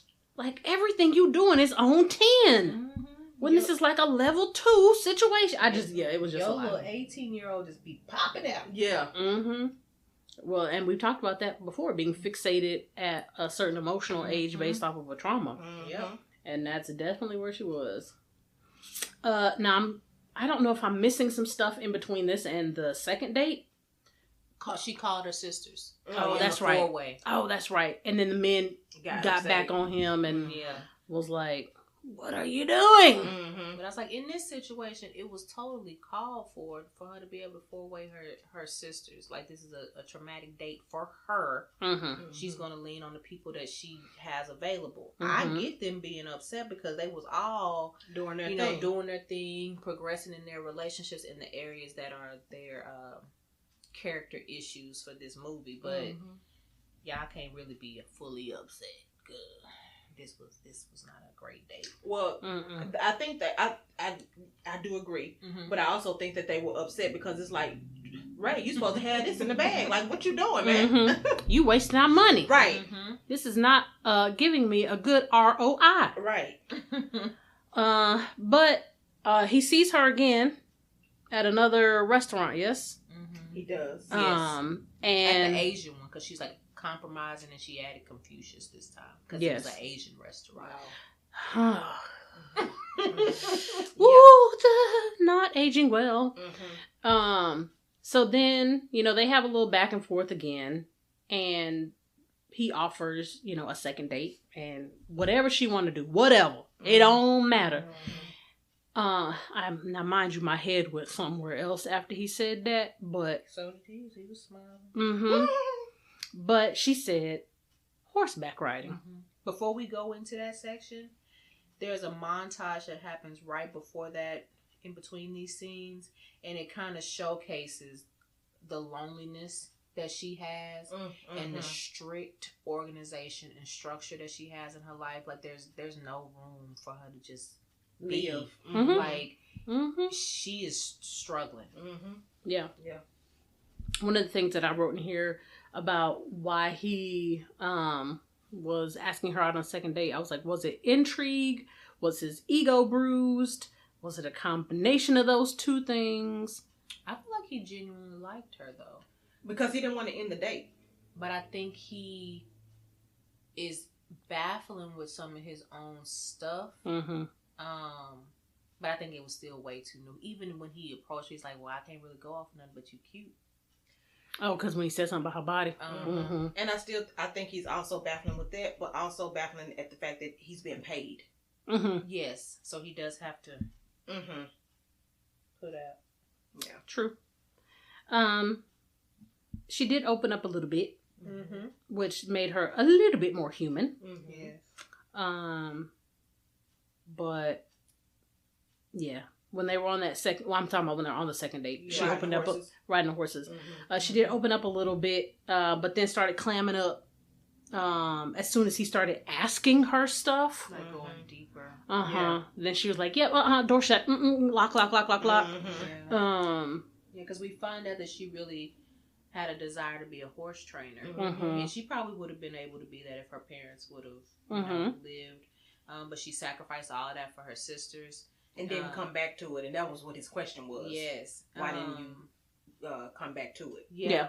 But that scene also reminded me of a thin line between love and hate. Like, I feel like, are y'all on the same course? Riding? Oh, yeah. Yes. I saw that. I thought that came to mind, too, when I was watching the scene. I was like, this makes me think of thin line. And what I was thinking also, I was like, there's such an imbalance here that she's so okay with like diving into other people's lives, because she was very comfortable asking him about his, you know, family issues. Had great insight. But again, the second he was like, okay, well, I'm going to reciprocate this investment, you know, it was like, oh, no. I don't want you to do that. But I also appreciated when they went back to his place. He was like, back to it. Hey, about that question I asked you several hours ago, because now it's nighttime and it was daytime when I originally asked you this question. Why didn't you go back to horse training? And he didn't let her get out of it because he decided to share more of himself, which made her be more open, because that's kind of when she went on that whole tirade about, you know, his attachment and the abandonment, and it's okay for you to feel this way. And I'm like, ma'am, it's okay for you to feel the way you feel too. But I was glad that then he asked, really for the third time, like, so tell me more about this. And then she did open up a little bit more. So in this scene, Mike shows up out of nowhere, trying to act in. I was like, do people just show up randomly at people's houses now? Because they had cell phones. There were cell phones in 2003. They got landlines. And landlines. Like, people just show up at people's houses. But I was like, okay. He bust in and he about to spill the beans until he realized, Eva's there. And you see her, she was, wait, what you talking about? Just give me the money. That what she was thinking. She was. But they was quick on their feet. You have to be with somebody like her. Yeah. But then, you know, it all smoothed over and it was fine. Then we got a nice little montage. What? She missed girls' night. Oh, she sure did. Which is a weekly thing. So the sisters now know it's a shift. And little baby sister that's struggling is like, oh my God. Yeah. She has a man. Well, that's what I wrote. The montage of Eva gets a man. So now they know, you know, we get everybody starting to do well in their relationships. You know, Mike is moving in with Bethany, and now Kareenah and Tim are considering having a baby, and Darrell and Jacqui are getting their cuddles and just fuddles on. Yes. And even Eva is doing fun stuff, relaxing and dressing different. Yes, not full on, but she getting a little seasoning on her outfit. She is. She's becoming gentler and softer. She gave somebody an A. It was the woman. It sure was. I thought that was her. Tried to poison her. Okay, allegedly. I thought it was her. Look at that redemption. So this is her redemption arc. Yes, in the film. And they're getting ready to go to the, I almost say governor's ball, the gala or something. Yeah, talking about it. and she gets the job offer again. Like, they're like, hey, so, which I thought was really weird for them to be asking at the gala. Like, well, no, go back one. He was in the office because he had notified her why he was there originally, and she was like, okay. And he said, hey, I have a few more candidates, and then in a few weeks I'll come back and let you know if you got it. So this is the comeback. She has gotten it, and her boss is like, now, don't be wasting no time. But the guy that's actually in charge is like, this is a totally big opportunity. Take your time. Think about it. Yeah, because there's a scene where the guy that they go back to the bar, and the guys start to realize that Ray actually likes Eva, and that makes them love her. Yeah, I love her. Yeah, and that makes them very upset. Yes, but my thing is, this is a good thing. That's what I didn't understand. I'm like, I get he's they don't doing. Understand that there's another path for what they want, but this is good. But because the thing about it is, they paid him to hurt her. And that's what they were stuck on. Yeah. Yeah, because I was like, y'all are definitely not showing that you're savvy enough to see that he's doing the thing that y'all wanted him to do. He's taking Eva off y'all's hands so that y'all can flourish in your own relationships. Now, what I will say, there is a quote in this scene that pissed me off. So I'm going to say it verbatim. Okay. Men that get away with shit are the backbone of this country. I did hear that. And I was like, I'm about to choke Mike out. I was like, it's just too much this week going on. And I was like, can we not have some people with some integrity that do good things? Because he was trying to have integrity. Yes. He was like, look, I'm liking her. I don't really want to do this no more. Yes. He was even willing to give the money back. Right. Yes. You can see the guilt all over him. And you can always tell when a man truly loves his woman because he started talking about she doing this. Do you know she volunteers? Like he was happy, and that's when they was like, well, we didn't say she wasn't a good person. She just intense. And I'm like, but he's helping her tone it down. Like again, y'all are so blinded by what y'all think you want. Exactly. Right. That you can't see that you're actually getting the thing that you want. It's just not in the way and packaged the way you paid for it. But what was the result you were looking for? Right. Yep. Blind. Blind rage. Blind rage. So they guilt trip him. Yeah. Back into getting back on track. Yeah. Being a thug thizzle. Even though he really never went back to it. Right. He was just like, okay. And said, I'm still going to be with my baby. Okay. Basically. So then they're at the ball. And this thing is insufferable. This whole ball is insufferable. They all sitting here just like this, straight up. In real life. In the at the table. Like, it's a lot. First of all, it's a lot of y'all at one table. I know. When I was watching this, I was like, when I make it, I ain't going to be able to do this.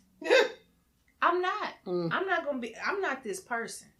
Like, I can go to these types of things, but my table going to be acting up. Because they didn't look like they was having no kind of fun. Yeah. None. It was so dry. She was struggling. Yeah. Yes. So then she goes up to the bar and, guess who it is? Lucius. No lying. And his wife. Sexy wife. I mean, she is fine. And she was doing the most too. She was. Look at her, kids. How you got a picture at the ready? Girl, you took it right out of my mouth. It's like they practiced it. Like, just in case somebody's here. Well, that was going to be the only person because that's the love of his life. And I was like, this ain't weird. Right. I'm like, why are you still talking about this girl? Y'all have an established family. Like, these big kids. Like, they in school. Yeah. And why would you say that? I mean, it was so... Ugh. It's the pettiness. But it brings me back to, like, looking at her when she's on the Housewives show. I'm like, she really has a lot of these characteristics and traits. And so I'm just life. Like, dang it, Kenya. Yeah. It was... It made me laugh, honestly. Because I was like, it's almost as if you were trying to one-up her. Yes. But also acknowledge her at the same time. It's a weird... Yeah, it was weird. I'm like, ma'am, you already have the position. He literally left me in my time of need. Yes. Yeah. Over a decade ago. Because clearly we're all grown. Like, we not just baby grown. No, we full blown got careers and, like, high blood pressure grown. Yes. I was just like, okay. But here comes Ray to save the day. Better come in at the swoop in. And he had that life ready to go. Yes. He did. I was like, whatever you said. Whatever you lie. Okay. Because I was like, if you gonna lie, you need to already have all the pieces put together. And he did. Because the mayor was like, Ray! And he didn't even know his own assistant because Lucius is his new assistant. But Lucius just got mushed. Ray taking pictures with the mayor. And he talked about Eva because he said, this is the young lady you was talking about. This is the Eva you was talking about. That's when he really... Yes. Yeah. Like, you a good dude. I Deep down. For it. Now, his lie was a little elaborate because he had just come back from Africa doing special things at the highest level of government. I was like... And not just government, city government.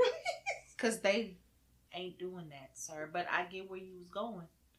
But it was hilarious. But it worked. They just ate it up. I'm like, sir, you should know these things. You are on track. You should know how this works. Right. But he came in there with that tuxedo on, licking his lips gently, mm-hmm. and stole the show. He did.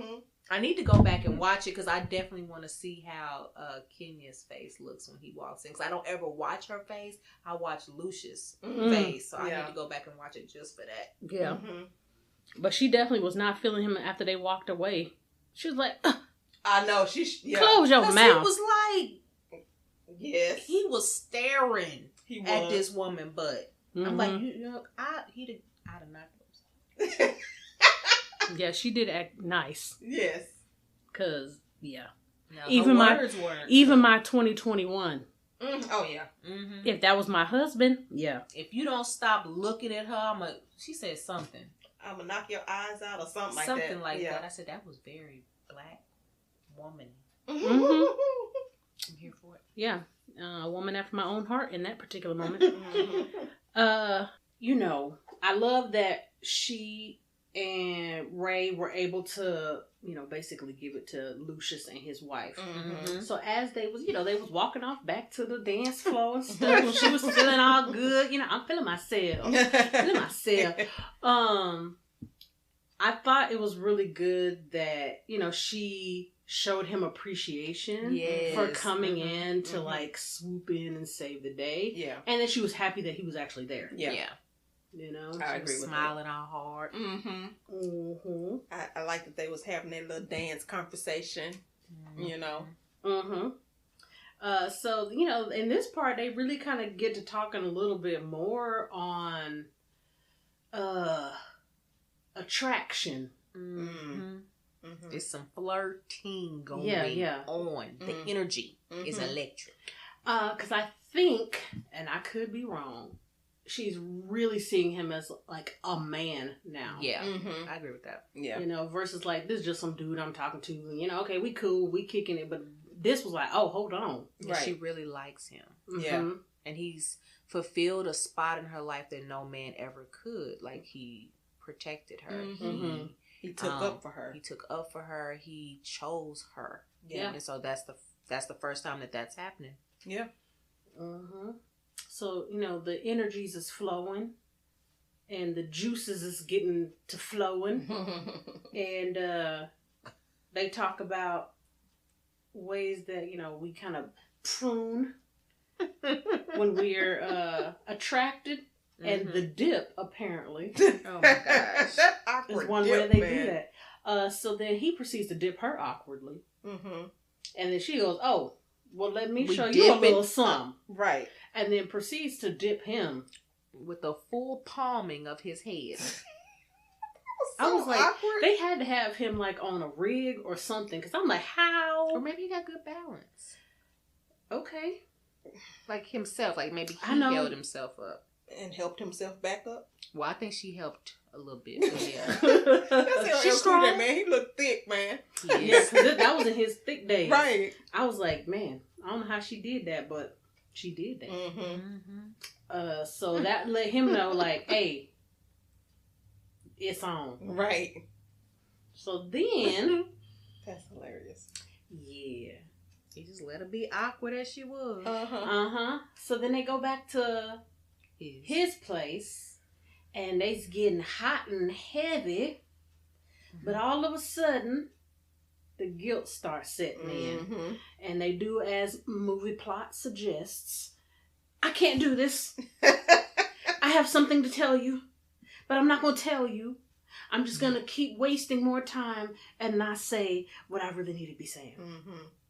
And she like, Ninja, I'm ready. If you don't come on over here. She was like, oh, you don't want me to get dressed? Okay, I can just pull my dress up. That was real. Yes. That was real. Yes. I like that in this situation, it was not stereotypical gender roles for intimacy. Like she was more of the aggressor, which for her character, that is totally normal. But just in society, she was able to be more of the aggressor, and he was like, we gonna slow down, we not gonna do it right now. Right. So I enjoyed that. I did too. I did. And I like that he was the one that stopped it. Mm-hmm. Like, yeah, that was pretty cool to me. Because I think that also continued with his character arc in being like, I like her. Mm-hmm. This is no longer just about some, the money that they was trying to give me. Yeah. And I don't want to hurt her. Right. Yeah. Oh, baby. But again, as plot suggests, so when she leave and get home, literally by the time she getting in the door, so sir, you got in the car. Her. As soon as she got in the car, you was already right. I can't be without her. Right. Then they proceeds to have the sex. Sassy time. Sassy time. All sweaty and stuff. I know. Mm-hmm. I can still see her underwear through the sheet, though. It was bothering me. I'm sorry. I'm sorry. I'm trying to work on not looking for these things, but my eyes automatically was like, she got on a full set of panties. So, it's okay. You know, they alright. You know, they did a little spritz on her back to make her look like she had been sweating. Mm-hmm. And then they gonna bask in the glow. Mm-hmm. And then proceed to tell a horrendous joke. Yeah, it was horrible. My God, it was horrible. It was tickled horrible. her. That's all that mattered. It tickled her. Right. And she said, I haven't told that in a long time. I was like, Don't. You shouldn't have told it this time. And I love that he didn't laugh. He said, he smiled hard. Yeah, he did. Another funny part in this whole scene of intimacy was her calling herself, oh, I'm a big hoe. It's okay. Uh-huh. You don't know this about me, but I'm a Mm-hmm. big old hoe. Mm-hmm. And I was like, okay, own your intimacy levels. Okay. Yes. It was a lot of vulnerability going on. It was. In this particular scene. Mm-hmm. She was laying on him in a very submissive position. Mm-hmm. He was supporting her. Like, whoever did this scene. Yeah, who wrote this part? Good. Mm-hmm. They did a good job. Yeah, I liked, and the other thing that I wrote in my notes, that I liked that she sought what she needed from him. Yes. Mm-hmm. Took the initiative. Mm-hmm. Yeah. You know, when he was saying that, I can't remember specifically what he was saying, but it was something to the effect of like, I'm not the man that you think that I am, or, and she was basically like, look, as long as you keep giving me this, a lot of this, I'm good, and we good. Yeah. That she knew what she wanted and needed, and didn't have a problem communicating that to him. Yeah. I was here for this scene. I really was. It was funny, cringeworthy, and gentle, all in one. It was realistic. It was. Yeah. It was realistic. I can agree with that. If they'd have had a trip in there somewhere to be more realistic. Okay. Or somebody, getting a cramp in their leg or something. So then we have a cut back to the salon. And she coming in, what's up? Dressed like her baby sister. Right. Because I was like, who are you, man? Who they were woman? Too. Who this woman? Who this woman? Because, baby, she was on cloud 9. Yes. And must be nice. I was like, they supported her like she had just won the lottery. Yes, like they surrounded her. I know. And I was like, I think it's too many people in this building. The fire marshal gonna get y'all. Right? I said, boy, they just loved on her. They clapped. Yes. I was like, what is going on? Can somebody do that for me when I say, But they know her story. I can't with y'all. Okay, Monday you come in just like that. We go on Tuesday. We go big you up. Okay? Right. So what I hated though is this kicked the sisters into now comparing their relationships to her. Yeah. Because she's actually happy now. So now it's like, oh well, if she's acting like this and that's not how she normally act, what is he doing to make her like this? I can see that, but I took it just a little different. I was like looking at it from the perspective of they wanted to be on that level. So that it was like this excitement of, oh my gosh, Ray done came in here. They got this, and I'm always striving to be like my big sis. So I took it like that instead of, you know. I can see both of y'all's, but I think the only part about Dr. Walls is that they presented it to their husbands or boyfriend horribly. Like it was more of a competition, or why can't I have this type of stuff? But I do. Ray said. Yeah, exactly. Yeah, because it turned from Eva said to Ray said. Because what was it, Darrell? Darrell was like, which one of them said it? Yeah. Both of them. And then... No, it was Tim. Because, what's her name? Kareenah. Kareenah. She was like, I don't know. One of them. She did. But then even Jacqui compared Darrell's sassy time. Because he was like, well, what's she doing? Because he started asking he was interested. Yeah, he was. Because he trying to figure it out. He's like, I don't know what's happening. Yeah, because he was like, well, what's she doing? What kind of move she got? I was like, oh, Lord, y'all don't tell all the business. I know, y'all. And then they had it to where all the sisters, like all four of them was like at the pool, like surrounding on him. And I was like, wait, hold on. What's going on here? Right. They was having a talking session. They looked like they was serving him drinks. It did. It really had some Cabana Boy mess. He was blocking the sun. I just realized this time. Because I was like, why is his hand like that? But he got a drink in this hand. I was so confused. But in my head, when I saw this, I was like, guys, if y'all just go over there and participate, it'll be all of y'all together. So I think there's an element of, yes, the girls are going too hard. But I also think the men are isolating themselves. They're not. The insecurity is set. Yes. Oh, yeah, for sure. And busting them all in their right. Oh, yes, for sure. I 100% agree. Yeah.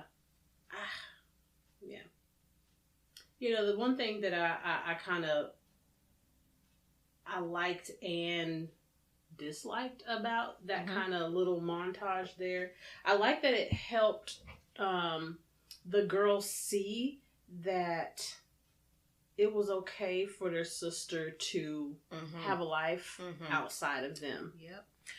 And I would add to that, I liked that Ray was up, when they did the montage, Ray was up there with them, holding Eva's hand. So, like, showing the guys, like, dude, like, this, all you gotta do is participate. Come up here. Hold their hand. Stop being secondary. Right.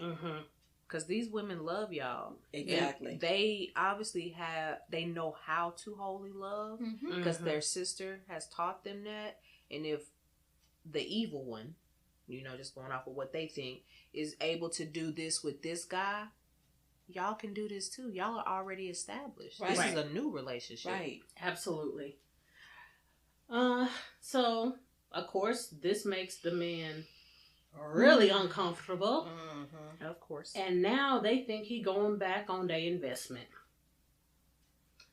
And will they learn that Eva gave up the job? That's right. Or is thinking of giving up the job. That's right. Yeah, that she's going to stay for him. Because it's Bethany told Mike. Mike found out. I can't remember if it was Bethany that told him or not. One of them sisters. Yeah, one of them sisters said it. And now they're confronting him about it. You know, that he going back on their investment. And the thing that I wrote in my notes is like, the thing that these three men continue to forget is that you cannot control the emotions and behaviors of other people. The very thing that you are paying him to do with Eva is what he's doing. But y'all are engaging in the same behavior that you don't want her to be engaging in. Yeah. Like, pot, kettle. Yes. Yep. Yeah, and I was just like, how can that be so blind to y'all? That you're trying to get this man to control her because y'all believe she's controlled y'all's girlfriends and wives, which their go controls y'all. But that you really can't do that because people have free will. Yeah. And you can't control somebody's emotion, where someone's emotions go when they're doing things like this. So I think the better conversation that we didn't get to see them have was the men to have a real conversation with Ray about setting boundaries and not being so involved in their relationships, and that's more so still Eva. But I think that is the conversation that needed to be had, because I'm like, y'all have all this transference going on and all this extra, and it's y'all. Y'all are not setting the foundation and the boundaries, so it's not gonna ever happen. It don't matter if Eva moved. Right. The girls was gonna follow her eventually. Yeah. So and that's the thing. Like, if you married this woman knowing that these boundaries were not set, because y'all grew up with them, right? And y'all thought that they were the finest sisters on the block. That's what you get. So for chasing tail, right? Yeah. So then they come up with the dumbest. Oh my god, this was so dumb. Mike is an idiot. The dumbest plan ever on the face of the earth. I'm like, how? Who did that? Mike. I'm like, how did you ever think? I can't even get it out. How did you ever think that this would actually work in the real world? Mike's plan was that by the time they found out that Ray was gonna go along with some form of their story and then share whatever other information he needed to share, I said, y'all was gonna starve this man? Well, they had food or something over there in that little box. He ain't got no bathtub. Like, he missing from work. Like, you done documented his death. Sir, you ain't gonna have no... Well, I know. In the real world, you probably still would, but you ain't gonna have no job, sir. Yeah, you falsifying documents. Death certificates. Like, that's why I was like, where did you think this plan was gonna work? And he was just gonna spontaneously be alive? Right. And then you left him in there with a belt, with his pants, with his shoelaces, like all things that could potentially help him to do something, which it did. Yeah. I was just like, this was a dumb plan. And then the way they jumped him. Y'all do know this is LL Cool J. I mean, it's Raymond in the movie, but y'all do know this is LL Cool J. That's why I took all three of them together. It did. Threw that man in the back of that meat truck. Automatically, I was like, it's blood back there. I know. It's stinks. Just nasty. It was nasty. Yeah. And then I'm like, who rigged this up? Because this, even though y'all plan was dumb, like, it took planning. Right. So who went and found this abandoned attic? Mike? Because he said it was something that they don't use anymore. Something. That was Darrell. Darrell was the location, but Mike was the setup. Oh, okay. I'm like, so y'all went and rigged up some BDSM looking chains and harnesses and things? Obviously not well enough. No. Because he went straight to the lock. Y'all didn't even put it on him where he couldn't reach the lock. Or do nothing with his hands. Right. I mean, just dumb. Just dumb. Yeah. I was like, y'all didn't think this through. This man is smart. He's intelligent. He done been all over the United States. Like... Yes. And then I was like, how long was he up there? Then y'all already done got the funeral and said he'd been cremated. Some days. Did you not see Tim holding a handkerchief over his nose because he was stinking? I saw the handkerchief, but I was like, what? He was stinking. Oh, I didn't know what I did not recognize. I saw the handkerchief. I didn't see that. But I didn't know what Tim was doing. Oh, Lord have mercy, Jesus. And even beyond the stupidity, like, why would you put her through that? And why would you put your wives and your girlfriend through this? Like, that is, they have a significant connection with their sister, and they've also begun to connect with this man, and y'all killed him off. Right. Fakely, but y'all killed him off. Like, I'm just like, y'all didn't think that, y'all didn't think that through at all. Like, the emotional... If he wouldn't have been able to bust into that church, the emotional decline that was getting ready to happen was getting ready to... Yeah. And then y'all still wasn't sitting with y'all wives. No, they were sitting together. I'm like, I need y'all to support them. This is why this is not believable. Yes. And my thing is, what y'all didn't realize is that's going to cleave them to her even more. Yep. Because she's in pain. So again, y'all, your whole plan that y'all tried to do, y'all disrupted y'all whole plan. If y'all would have just let him go and do what he was already doing, y'all would have been good. So of course, plot goes, he busts out and somehow knows exactly what church. I'm assuming it's the same church that they probably went her church. And sorry guys, gets there right on time. As whoever this was finished singing, she was singing. I was like, I need her to come sing. Singing, what song was that? Was it Pass Me Not? I don't think it was Pass Me Not. It wasn't Amazing Grace. Yes, it was. It was. Oh, okay. I was like, it wasn't Pass Me Not. I was like, wretch like me. I was like, what song is that? I couldn't remember the name. So after, she get finished singing and here he come busting in. And I'm like, what?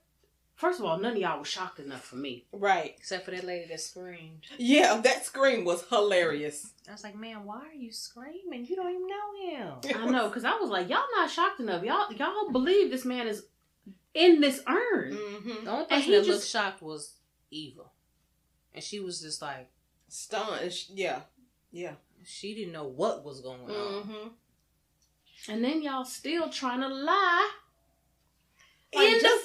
Just give it up at this point. Y'all trying to say that this man wanted to break up with you, so he made it up that he died. What? Right. And he got on the same clothes that I last saw him in. Just dumb. And he's standing there. Too? He's standing there. Like, how's that even believable? It's not. Did y'all see Lucius on the side? I was like, sir, why are you here other than to be messy? Why are you here? Yeah. Who invited you? Himself. I was like, why is Lucius there? Maybe they needed extra bodies for the film. And I imagine what's his name was there too, the mayor, like his boss. Right. That's what I'm saying. Like, y'all said this man died. He gone. Because was that in a fiery car accident. Was that the part where they was like, who are all these people? Yeah. How did it even get out? Because he didn't show up to work.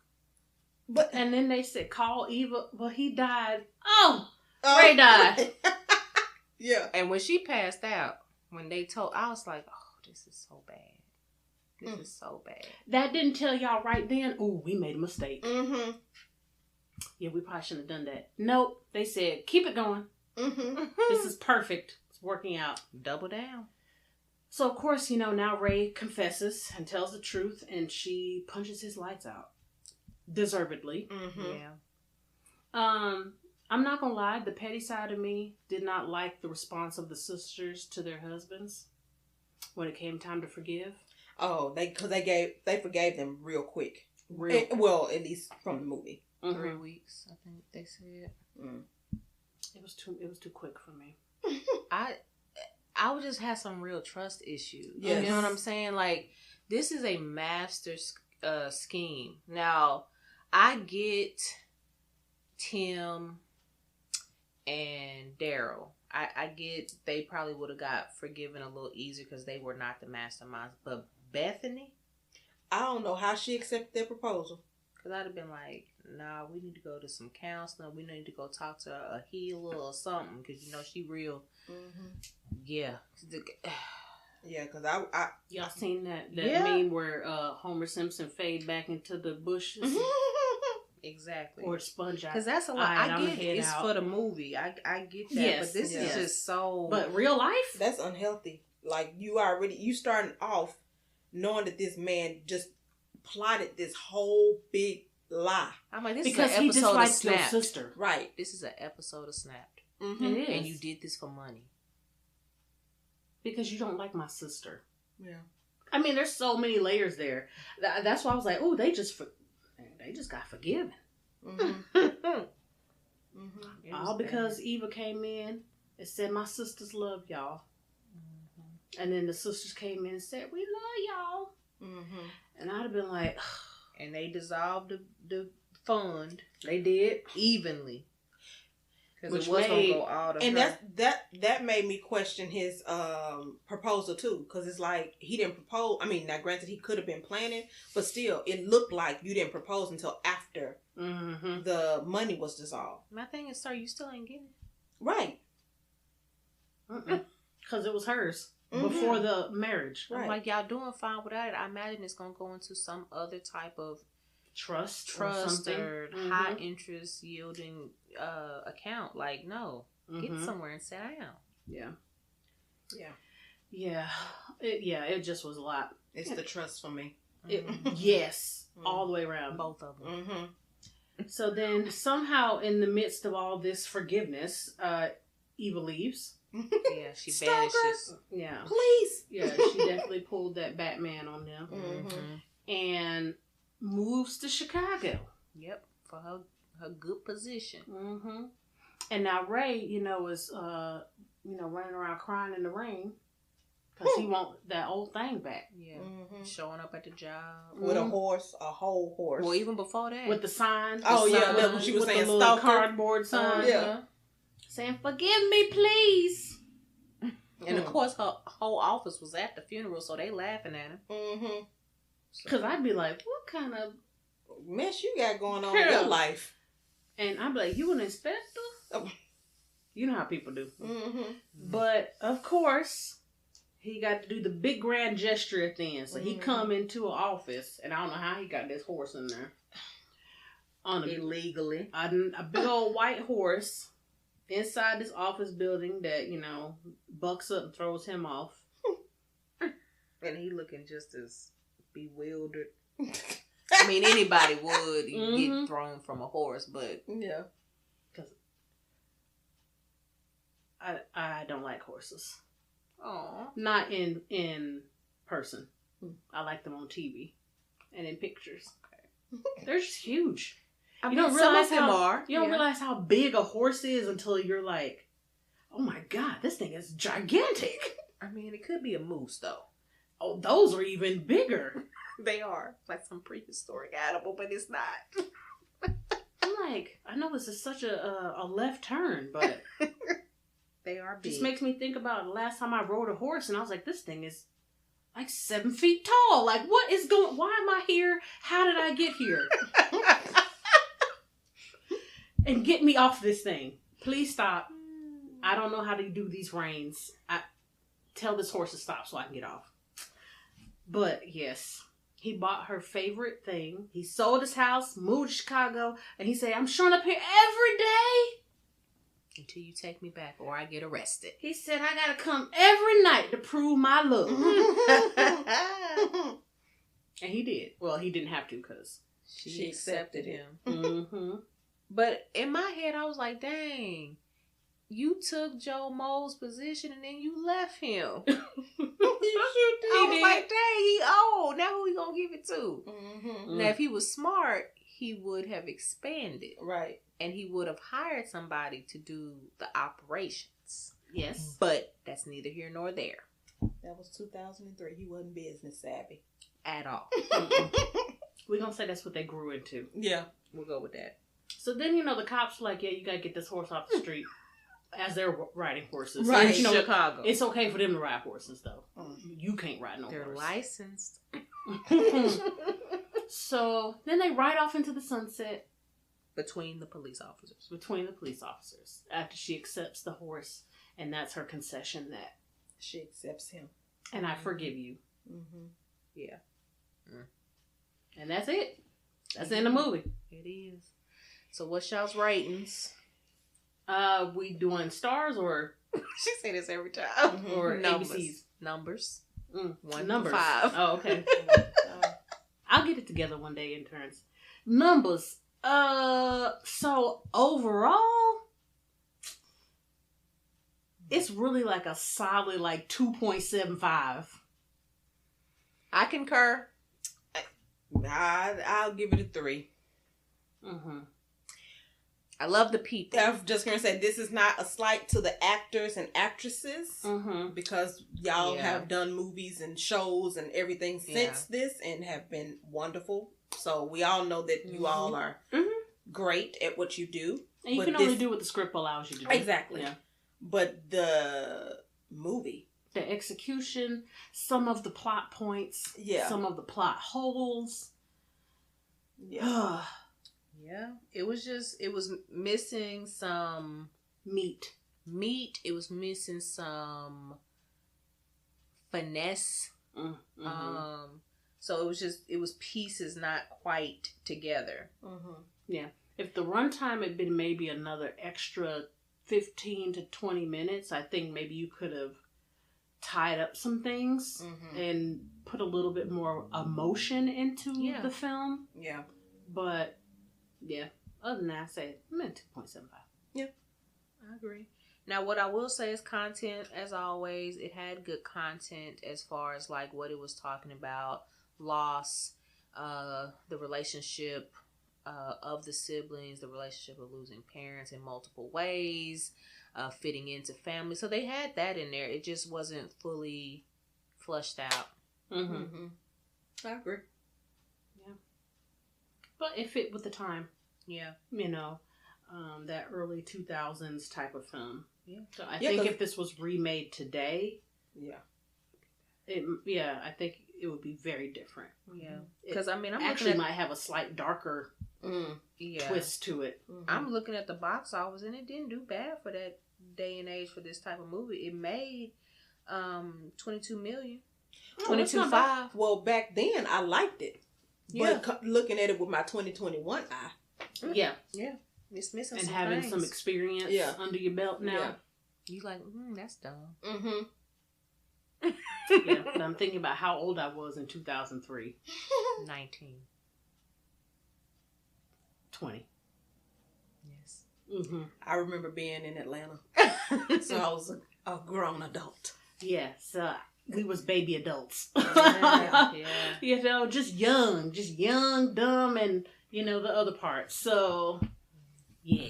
Yeah, me and my cousin used to play the Casey and JoJo's song at the end because they really felt that song. You like that song was the my other place in life. Man, he was, yeah, he was singing that song. He was singing. I was telling Dr. Jones-Hines earlier, I said, I can't even listen to him anymore because all I hear is, time, he's slipping away from me. Every time I hear them now, I'm messed up. Oh my God, that's hilarious. Okay, any final thoughts or anything that we want the interns to know? Do we want to let them know what we're doing next month? Sure. Where are we at with that? Well, next month we have a Dis Broad. Yes. So it'll be a new year, you know, kind of transitional live. Mm-hmm. And I believe that's like the 29th of December. So it's not going to be on New Year. No, but close. Close enough. And then it's that weird time of year. Yeah, we all over the place. Mm-hmm. So we got things to do. Absolutely. Tings. I don't know what accent that is. So we'll also be discussing in the month of December a couple of things. And we're going to talk about long distance love. We're going to be talking about being and living authentically. And then also, you know, getting through the holidays with grief. You know, we've experienced a lot in this Panini press. And so a lot of people are going to be dealing with loss this year. And then our movie for next month is going to be Almost Christmas. Oh. Yes. So y'all do know that as the podcast continues to grow, we're going to run out of Christmas movies, okay? So y'all let us know. Yeah. Especially Black Christmas movies. Oh, yeah. So I think we got 2 more under our belt. And then we're going to look at the other ones, but we don't have a lot that we've seen. Yeah. So as always, guys, let us know in the comments. Leave us a review on your social media platform, wherever you listen. You know, help the algorithms so that we can keep bringing you content, and let us know what you're enjoying out there.